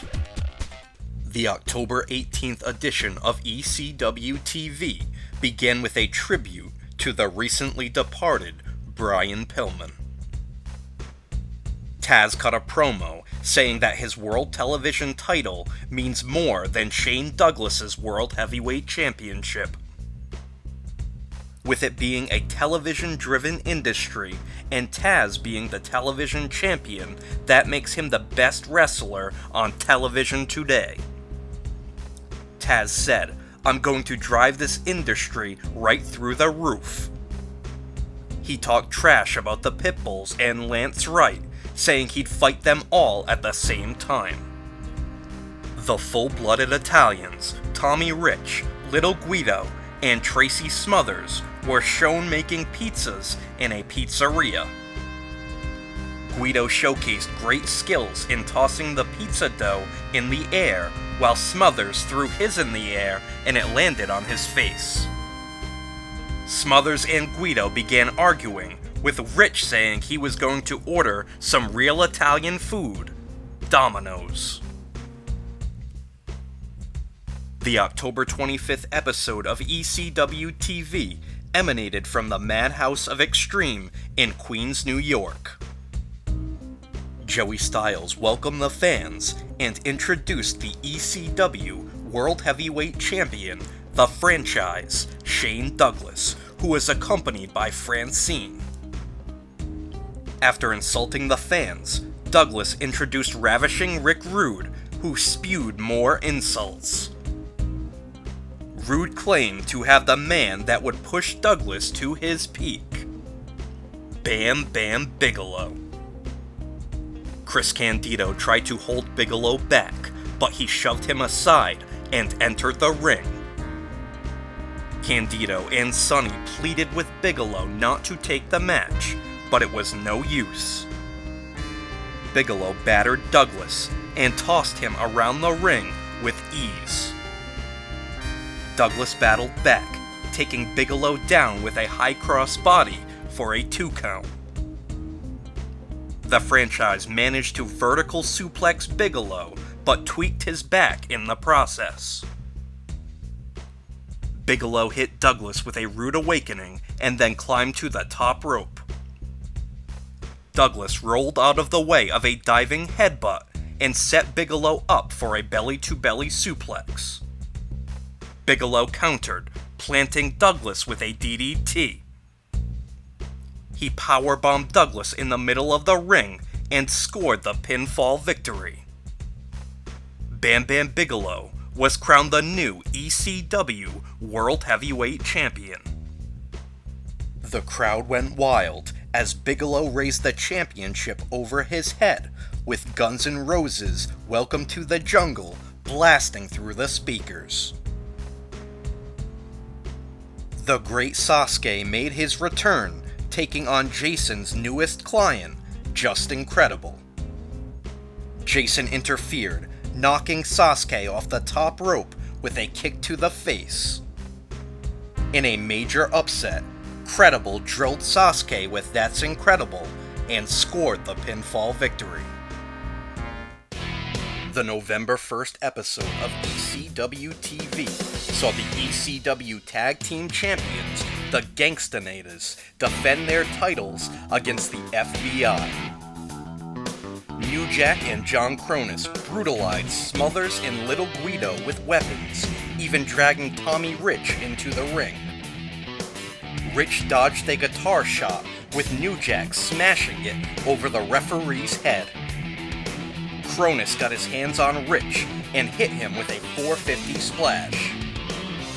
The Dudley Boys interfered, hitting Kronus with 3D and tossing Guido on top. Referee Jeff Jones made the 3 count, with a blood-soaked FBI crowned the new ECW Tag Team Champions.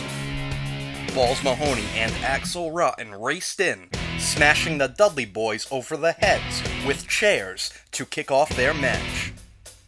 Meanwhile, New Jack and Kronus dragged the FBI back to the ring, with all 4 teams brawling. As order was maintained, referee Jeff Jones attempted to count a Dudley pinfall attempt. Referee John Finnegan attacked Jones and made the 3 count to give Balls and Axel the victory. Chris Candido teamed with Sonny's hand-picked partner, Lance Storm, to face the team of Doug Furnace and Philip LaFawn. An athletic contest ensued, showcasing the tag team potential of Candido and Storm. In the end, Storm covered Furnace, while LaFawn had Candido pinned. The referee only saw 1 pinfall, making the 3 count for Storm to give him and Candido their first victory. Taz defended the ECW Television Championship against Rob Van Dam, who attacked during the introductions to gain an early advantage. The tides turned, with Taz planting RVD with a butterfly Tazplex. RVD shifted the momentum, springing off a guardrail and catching Taz with a leaping sidekick. With Taz crouched on the top rope, RVD connected with a leaping sidekick. RVD leaped off the top rope, hitting Taz with a frog splash, but only for a 2 count. Taz changed the pace by hitting RVD with a German Tazplex. Sabu interfered, which brought out Tommy Dreamer to even the odds. RVD grabbed Beulah by the hair, with Taz breaking it up and hitting Mr. Monday Night with a head and arm Tazplex. Just as Taz signaled for the Taz mission, the Pitbulls entered the building wearing white suits and made their way to the ring with Lance Wright. They attacked Taz and set him up for a Van Daminator from Rob Van Dam. As the Pitbulls stomped on Taz, RVD grabbed the microphone, calling Taz a paper champion. Fonzie revealed a WWF flag, with RVD deeming the building the WWF Arena. In turn, RVD said that all the fans are now WWF fans, and all the belts are WWF belts. Wright's lawyers entered the ring, with Taz taking them out with suplexes. Out came the ECW World Heavyweight Champion, Bam Bam Bigalow, for the save, but Taz wasn't interested. Taz called himself the only true champion, saying he doesn't need anybody's help. The two champions went nose to nose, with the locker room emptying to keep the two apart. The November 8th episode of ECW TV began with Lance Wright interviewing Ravishing Rick Rude in front of the ECW banner. Rude bragged, saying he's had more booty than the toilet seats at Madison Square Garden. With that said, Rude claimed that the only reason he wanted Francine was because she was Shane Douglas's girl. Rude said that his resolution was to screw with the franchise, and he's done just that. He said that he's manipulated so many people, and he's got both Vince McMahon and Ted Turner knocking on his door. Rude talked trash about Douglas and said the only thing worse than getting your ass kicked is waiting for it to happen. The franchise Shane Douglas cut a fiery promo in the ring with Francine by his side.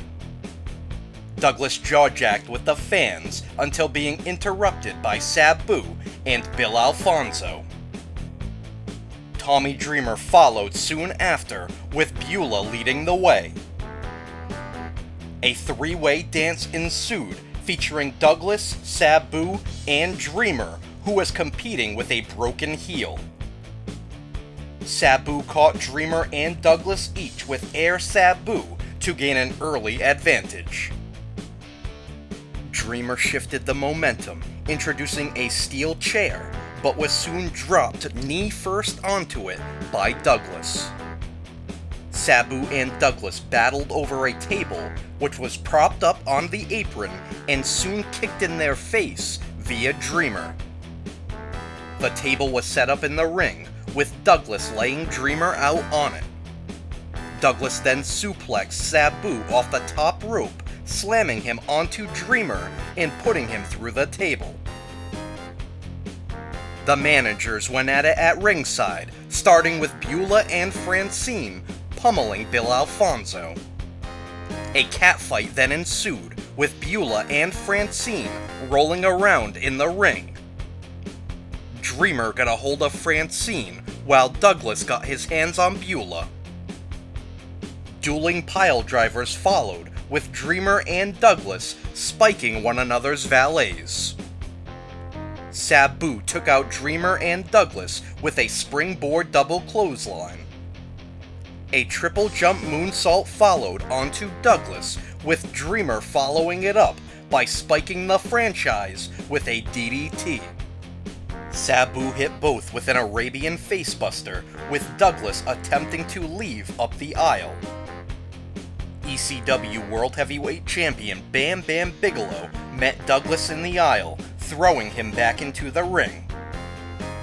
Dreamer nailed Douglas with a belly-to-belly suplex, with Sabu following it up with an Arabian facebuster.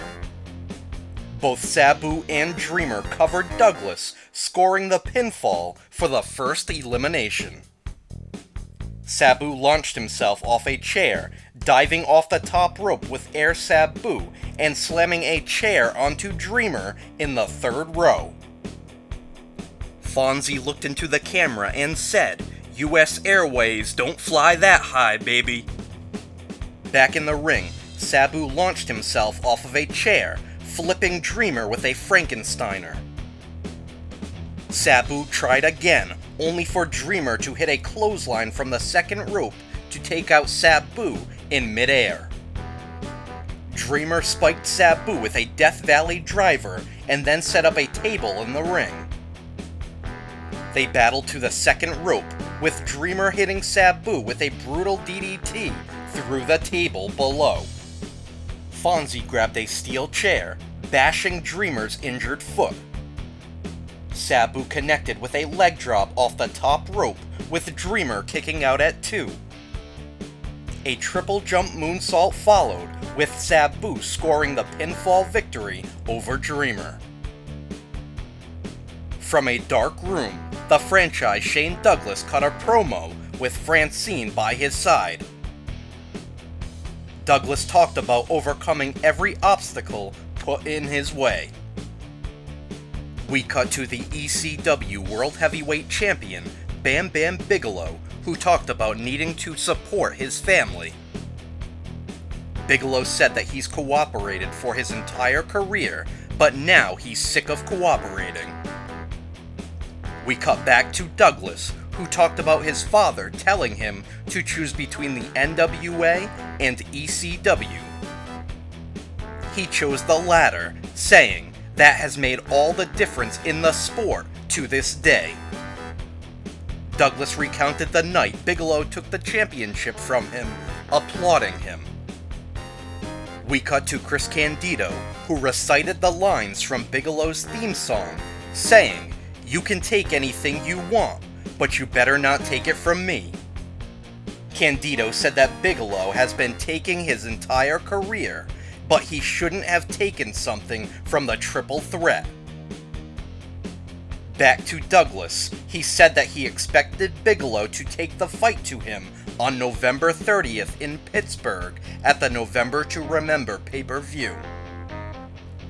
Douglas said that he thrives on adversity, and if he goes down, ECW goes down. He predicted that at the show, he'd become the champion for the third time, throwing up the Triple Threat hand symbol. Bigalow said that he's done doing the job, and the belt isn't going anywhere. The November 15th edition of ECW TV saw Ravishing Rick Rude introduce the ECW World Heavyweight Champion, Bam Bam Bigalow. As the champion made his way through the curtain, he was ambushed by Chris Candido and Lance Storm. Joey Styles introduced the franchise Shane Douglas, who was accompanied by Francine. Douglas cut a promo on Bam Bam Bigalow, daring the champion to face him in the ring. Instead, Rick Rude made his entrance, nearly coming to blows with Douglas. Chris Candido and Lance Storm raced to the ring to back the franchise. Bigalow raced to the scene, getting his hands on Storm and spiking him with greetings from Asbury Park. Rob Van Dam and Sabu competed against Tommy Dreamer and the ECW television champion, Taz. It was chaos from the start, with all four brawling and cracks forming in the tandem of Taz and Dreamer. Taz was angry that Dreamer was the first to get his hands on Sabu. The action spilled to the floor, where both Dreamer and RVD found themselves crouched on steel guardrails. RVD moonsaulted onto them, taking out Taz as well in the process. Back in the ring, Sabu and RVD hit Taz with Rolling Thunder, with Dreamer breaking up a pinfall attempt. Moments later, Taz locked Sabu in the Taz mission, with Dreamer locking his own version in on RVD. Suddenly, Taz broke his hold, spotting the Pitbulls in the crowd. Taz hopped the guardrail, charging at the Pitbulls and brawling with them. Meanwhile, Dreamer tied both RVD and Sabu in trees of woe, drop-kicking chairs into their faces. Dreamer tied RVD in the ropes, preparing to bash him with a steel chair. Instead, Fonzie tripped up Dreamer, who fell face first onto the chair. Beulah and Fonzie entered the ring and nearly came to blows until Sabu clotheslined Beulah to the mat. With Dreamer laid out on a table in the middle of the ring, RVD and Sabu leaped off the top rope from opposite corners with flying leg drops. Dreamer moved, with RVD and Sabu crashing through the table. Dreamer climbed to the top rope, with Fonzie smashing his injured foot with a steel chair, knocking him to the mat. Sabu held a chair in front of Dreamer's face, with RVD going for a Van Daminator. Dreamer pulled Sabu in the way, who got hit by RVD. He then DDT'd RVD onto a steel chair and scored the pinfall victory. Sabu brought a ladder into the ring, tossing it at the head of Dreamer. RVD pinned Dreamer's injured foot under a table, with Sabu pulling out a lighter. The lights went out, and a flash of fire burned before the lights flashed back on. Standing atop a ladder was the Sandman. The November 22nd episode began where they left off the week prior, with the Sandman atop a ladder. Sabu sent him crashing to the mat via a chair shot to the back of the head. Sandman was quick to regain the advantage, hitting a somersault senton off a ladder to put Sabu through a table.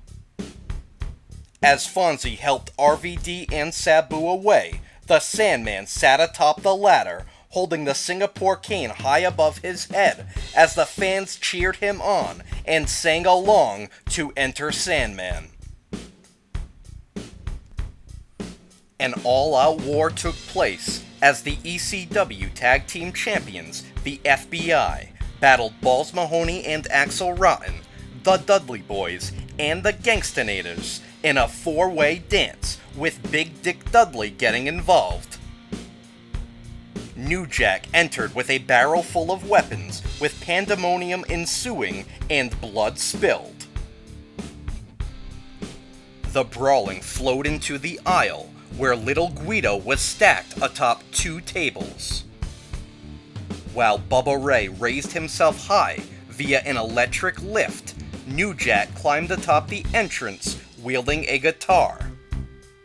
New Jack smashed the guitar over Bubba's head with the lift slowly lowering. In a highlight reel moment, New Jack ran off of the entrance, diving onto Guido with the tables collapsing beneath them. Back in the ring, Cronus dove off the top rope right into a Bubba cutter for a pinfall and elimination. Balls planted Devon with a Nutcracker sweep, with Axel making the cover for an elimination. Axel would go on to cover Guido and score the pinfall victory in the non-title encounter. A Pulp Fiction montage aired, beginning with the Sandman smoking a cigarette. He said, "Sabu, if you're suicidal, I'm your Kevorkian." The franchise Shane Douglas hyped his upcoming match with the ECW World Heavyweight Champion Bam Bam Bigalow. Douglas said that he was prepared for an ass-whooping, but would ultimately leave with the gold. Chris Candido recounted winning the WWF Tag Team titles at WrestleMania 12, saying that Lance Storm should follow his lead. He closed by saying, 25 years old and already a legend. Beulah taped up Tommy Dreamer's injured foot, with the innovator of violence talking about working through his injuries. Dreamer hyped his match at November to Remember against Rob Van Dam. Sandman threatened to do something so extreme to Sabu, they'd have to put him away. We cut back to Douglas, who talked about earning the nickname The Franchise. Beulah said that if Bill Alfonso got involved in Dreamer's match at November to Remember, it'd be a regret he'd never forget. ECW World Heavyweight Champion Bam Bam Bigalow cut a promo saying that he was going to embarrass Douglas in front of his hometown fans. Dreamer said that his phone has been ringing off the hook with offers from other companies, but he said he's going to die in ECW. He said it would take an act of God for him not to show up at November to Remember to kick RVD's ass. Douglas urged fans to order the show to watch him and Bigalow battle without being held back. He said that it was once in a lifetime. The November 29th episode of ECW TV saw Chris Candido cut a promo in a dark room. He talked about stepping into a wrestling ring for the first time when he was 6 years old and having his first match at 14. Candido said that he's the showstopper of ECW and wants to steal the show at November to Remember. He held up the triple threat hand symbol and referred to himself by his nickname, No Gimmicks Needed. Bam Bam Bigalow defended the ECW World Heavyweight Championship against Sabu. The action quickly got out of hand, with Sabu running off a chair and nailing a springboard plancha onto the champion in the second row.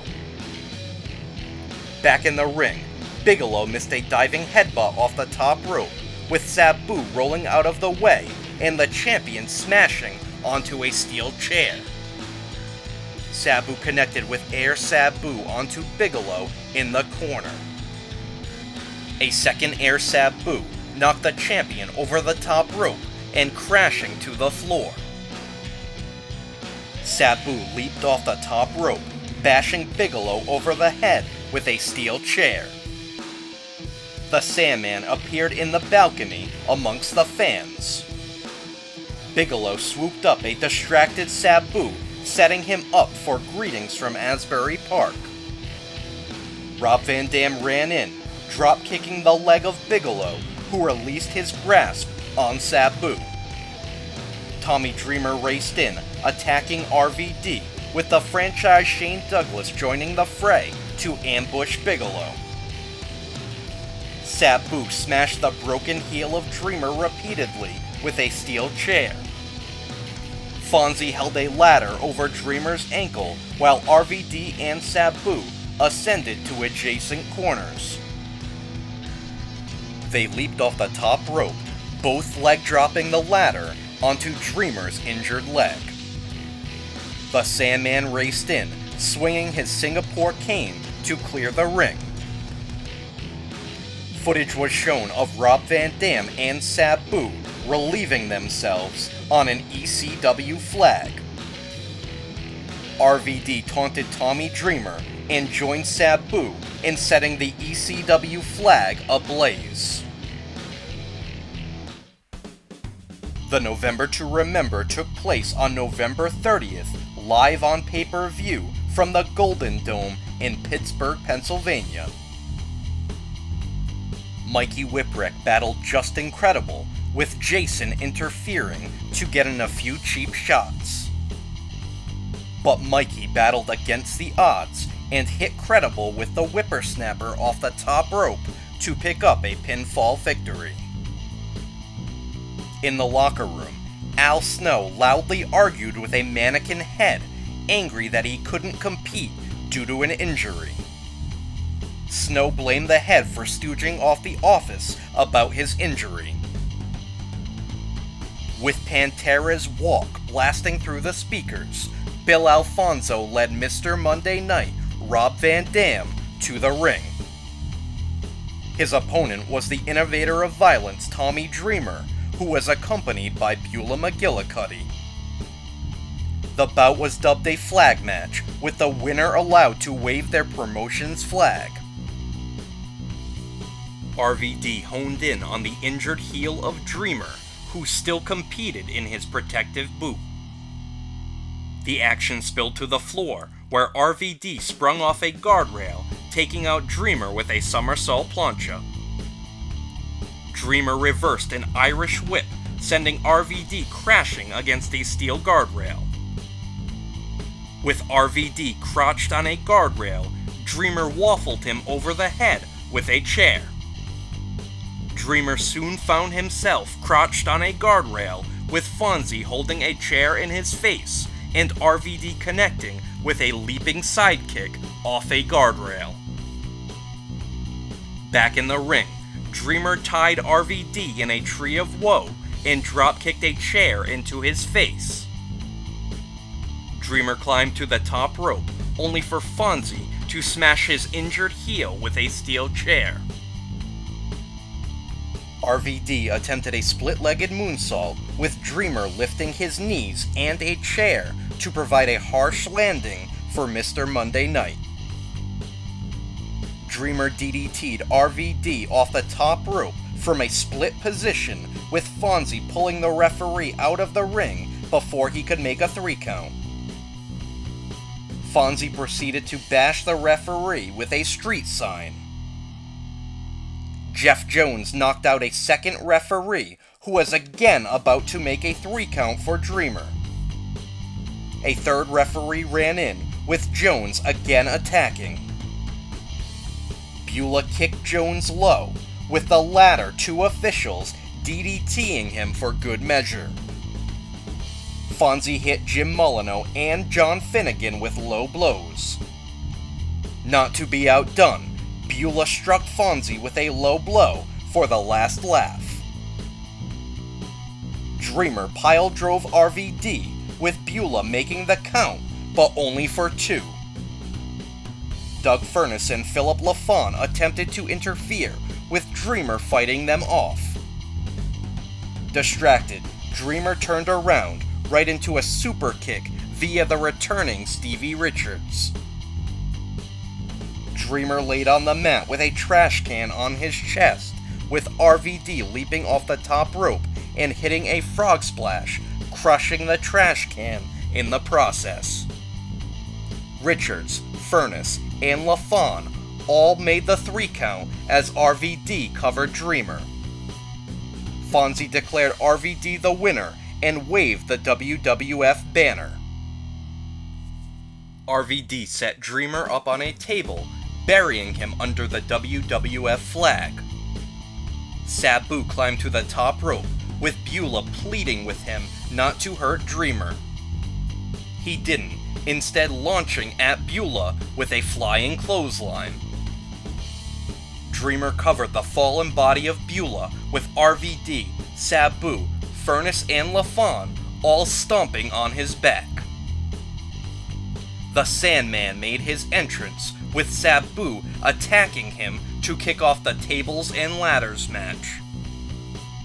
Sabu nailed Sandman with a triple jump moonsault for a 2 count. Sandman recovered and dove over the top rope, viciously bashing Sabu with a ladder. The brawling continued on the floor, with Sandman running suplexing a table onto Sabu. Sandman laid Sabu on a table, ramming his head backwards, with the table collapsing. He set Sabu onto another table, putting him through it with a guillotine leg drop off the top rope. Minutes later, Sabu put Sandman through a table via a triple jump leg drop to the floor. Sabu brought a much taller ladder into the ring, tossing it at the head of Sandman. He laid Sandman onto a table set up in the aisle. Sabu dove off the top rope, driving himself and the ladder onto Sandman. Moments later, Sandman laid Sabu onto a table and dove off the top rope with a somersault senton.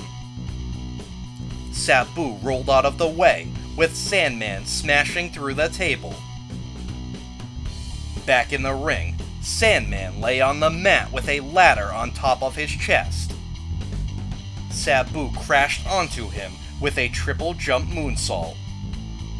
Miraculously, Sandman kicked out at 2 and soon superplexed Sabu off the top rope and onto a ladder. Sabu pulled out a fork, stabbing Sandman with it repeatedly. Sandman threw Sabu to the floor and tossed a ladder at him. Back in the ring, Sandman buried Sabu under a ladder and hit him with a somersault senton off the top rope. A slingshot somersault splash followed, with Sabu again crushed under a ladder. With Sabu laid out on a table, Sandman put him through it, leaping off a ladder with a somersault senton bomb.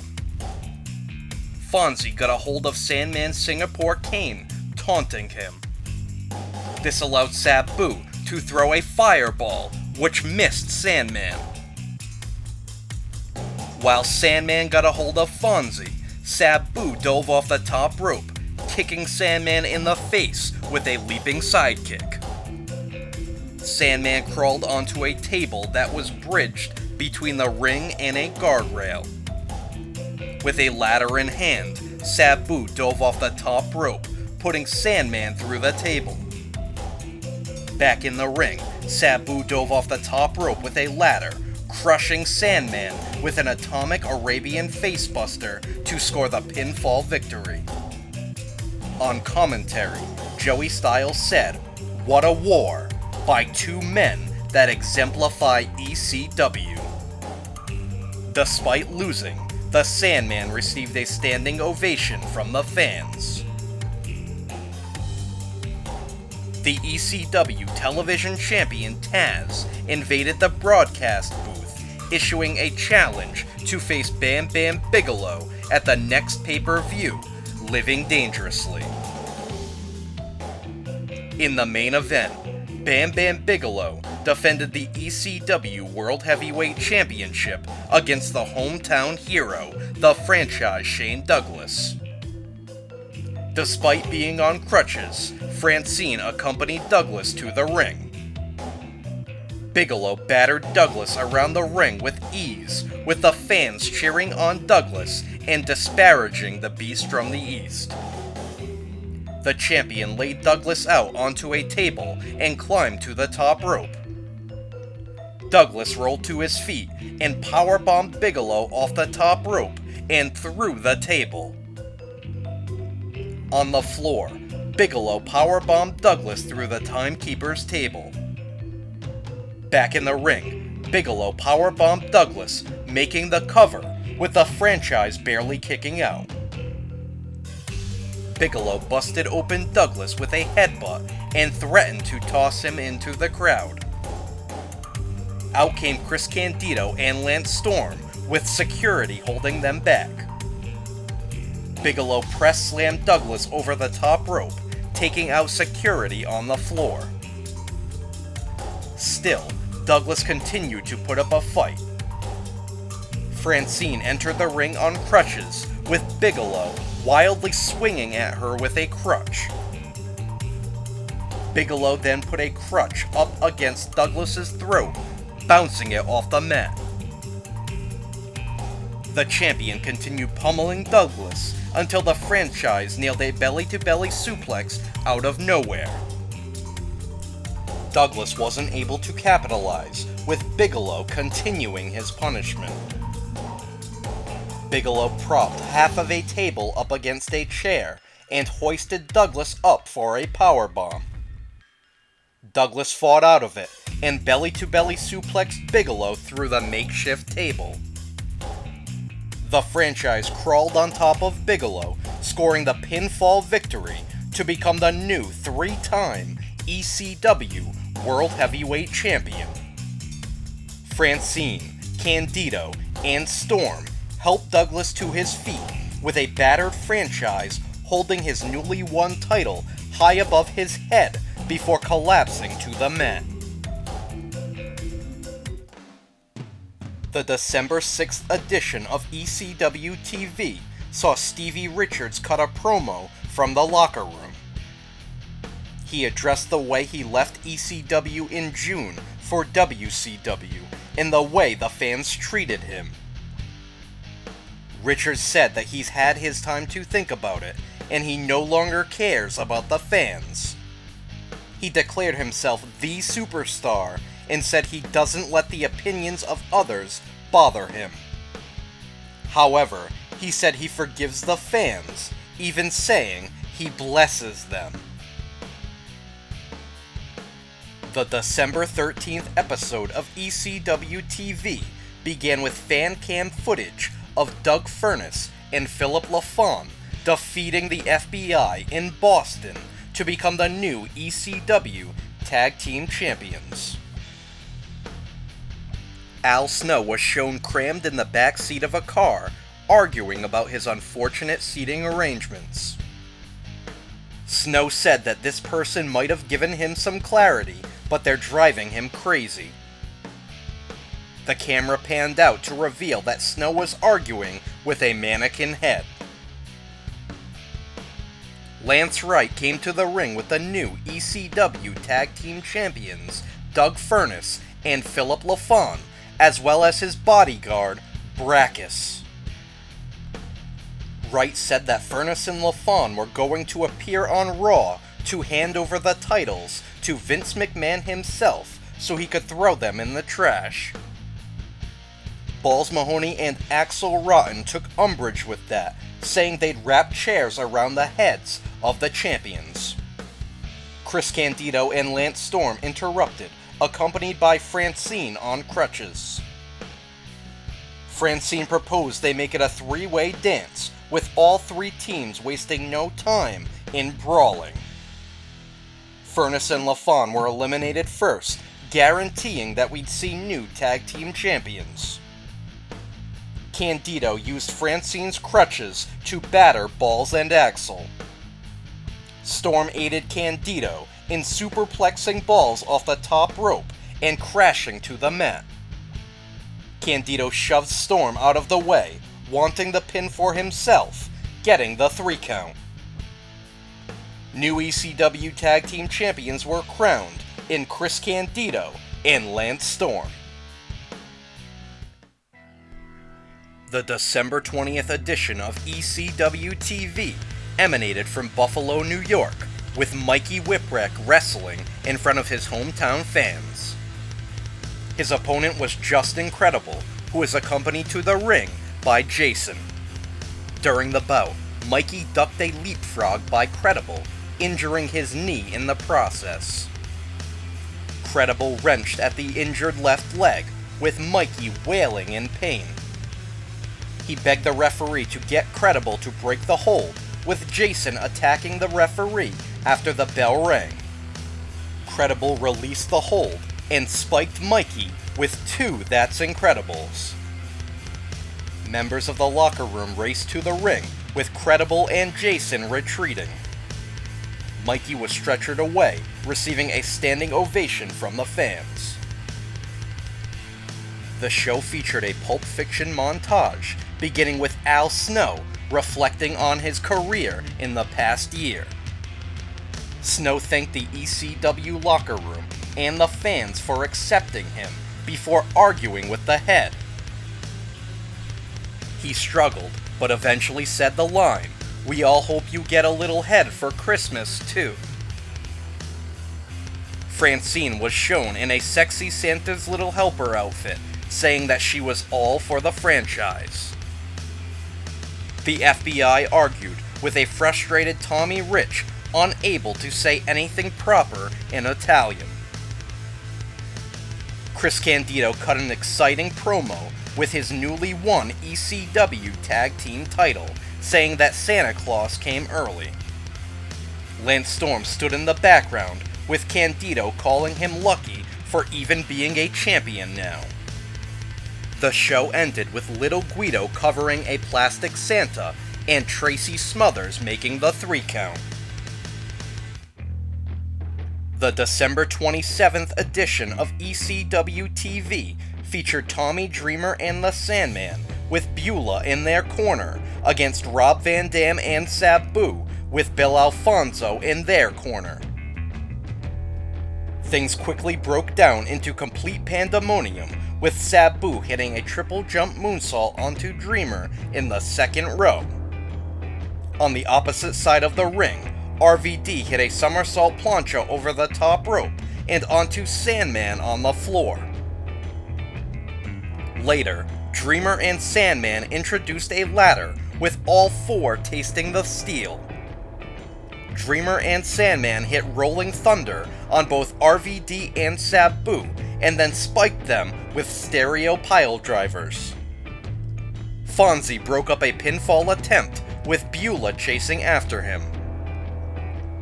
Referee Jeff Jones ejected Beulah from the match, carrying her away kicking and screaming.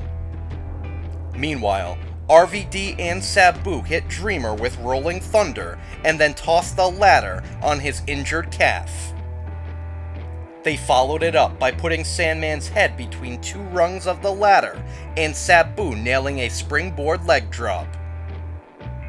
As Sandman was helped away, Sabu accidentally tossed a chair at the head of RVD. Fonzie said that if Vince McMahon didn't buy ECW, he may just open his own checkbook and buy it himself. He then issued an open challenge, with the ECW television champion Taz making his way to the ring. Sabu and RVD double-teamed Taz until the human suplex machine lived up to his moniker, suplexing RVD around with ease. Dreamer set up a table, laying RVD out on it. Taz stopped him, but only to climb to the top rope himself. Dreamer assisted Taz in performing a somersault senton, putting RVD through the table. Superstar Stevie Richards interfered, connecting with a Stevie kick on Dreamer. Taz crept up behind Richards, with Sabu choking him from behind. RVD nailed a frog splash on Dreamer and picked up the victory. Backstage, the ECW World Heavyweight Champion, the franchise Shane Douglas, stood with Francine and the ECW Tag Team Champions Chris Candido and Lance Storm. They all raised their 3 fingers to symbolize the triple threat, but Candido shoved Storm's hand down. Candido said, "Not yet." In the main event, Taz defended the ECW Television Championship against Tommy Dreamer. Rob Van Dam and Sabu interfered, attacking both participants. Lance Wright's bodyguard Brackus hopped on the apron to back RVD and Sabu, while the Sandman raced to the ring wielding his Singapore cane to back Dreamer and Taz as the show went off the air. How far would the war between Team Extreme and the Pro WWF Coalition go in the new year? Find out next time on Squared Circle History.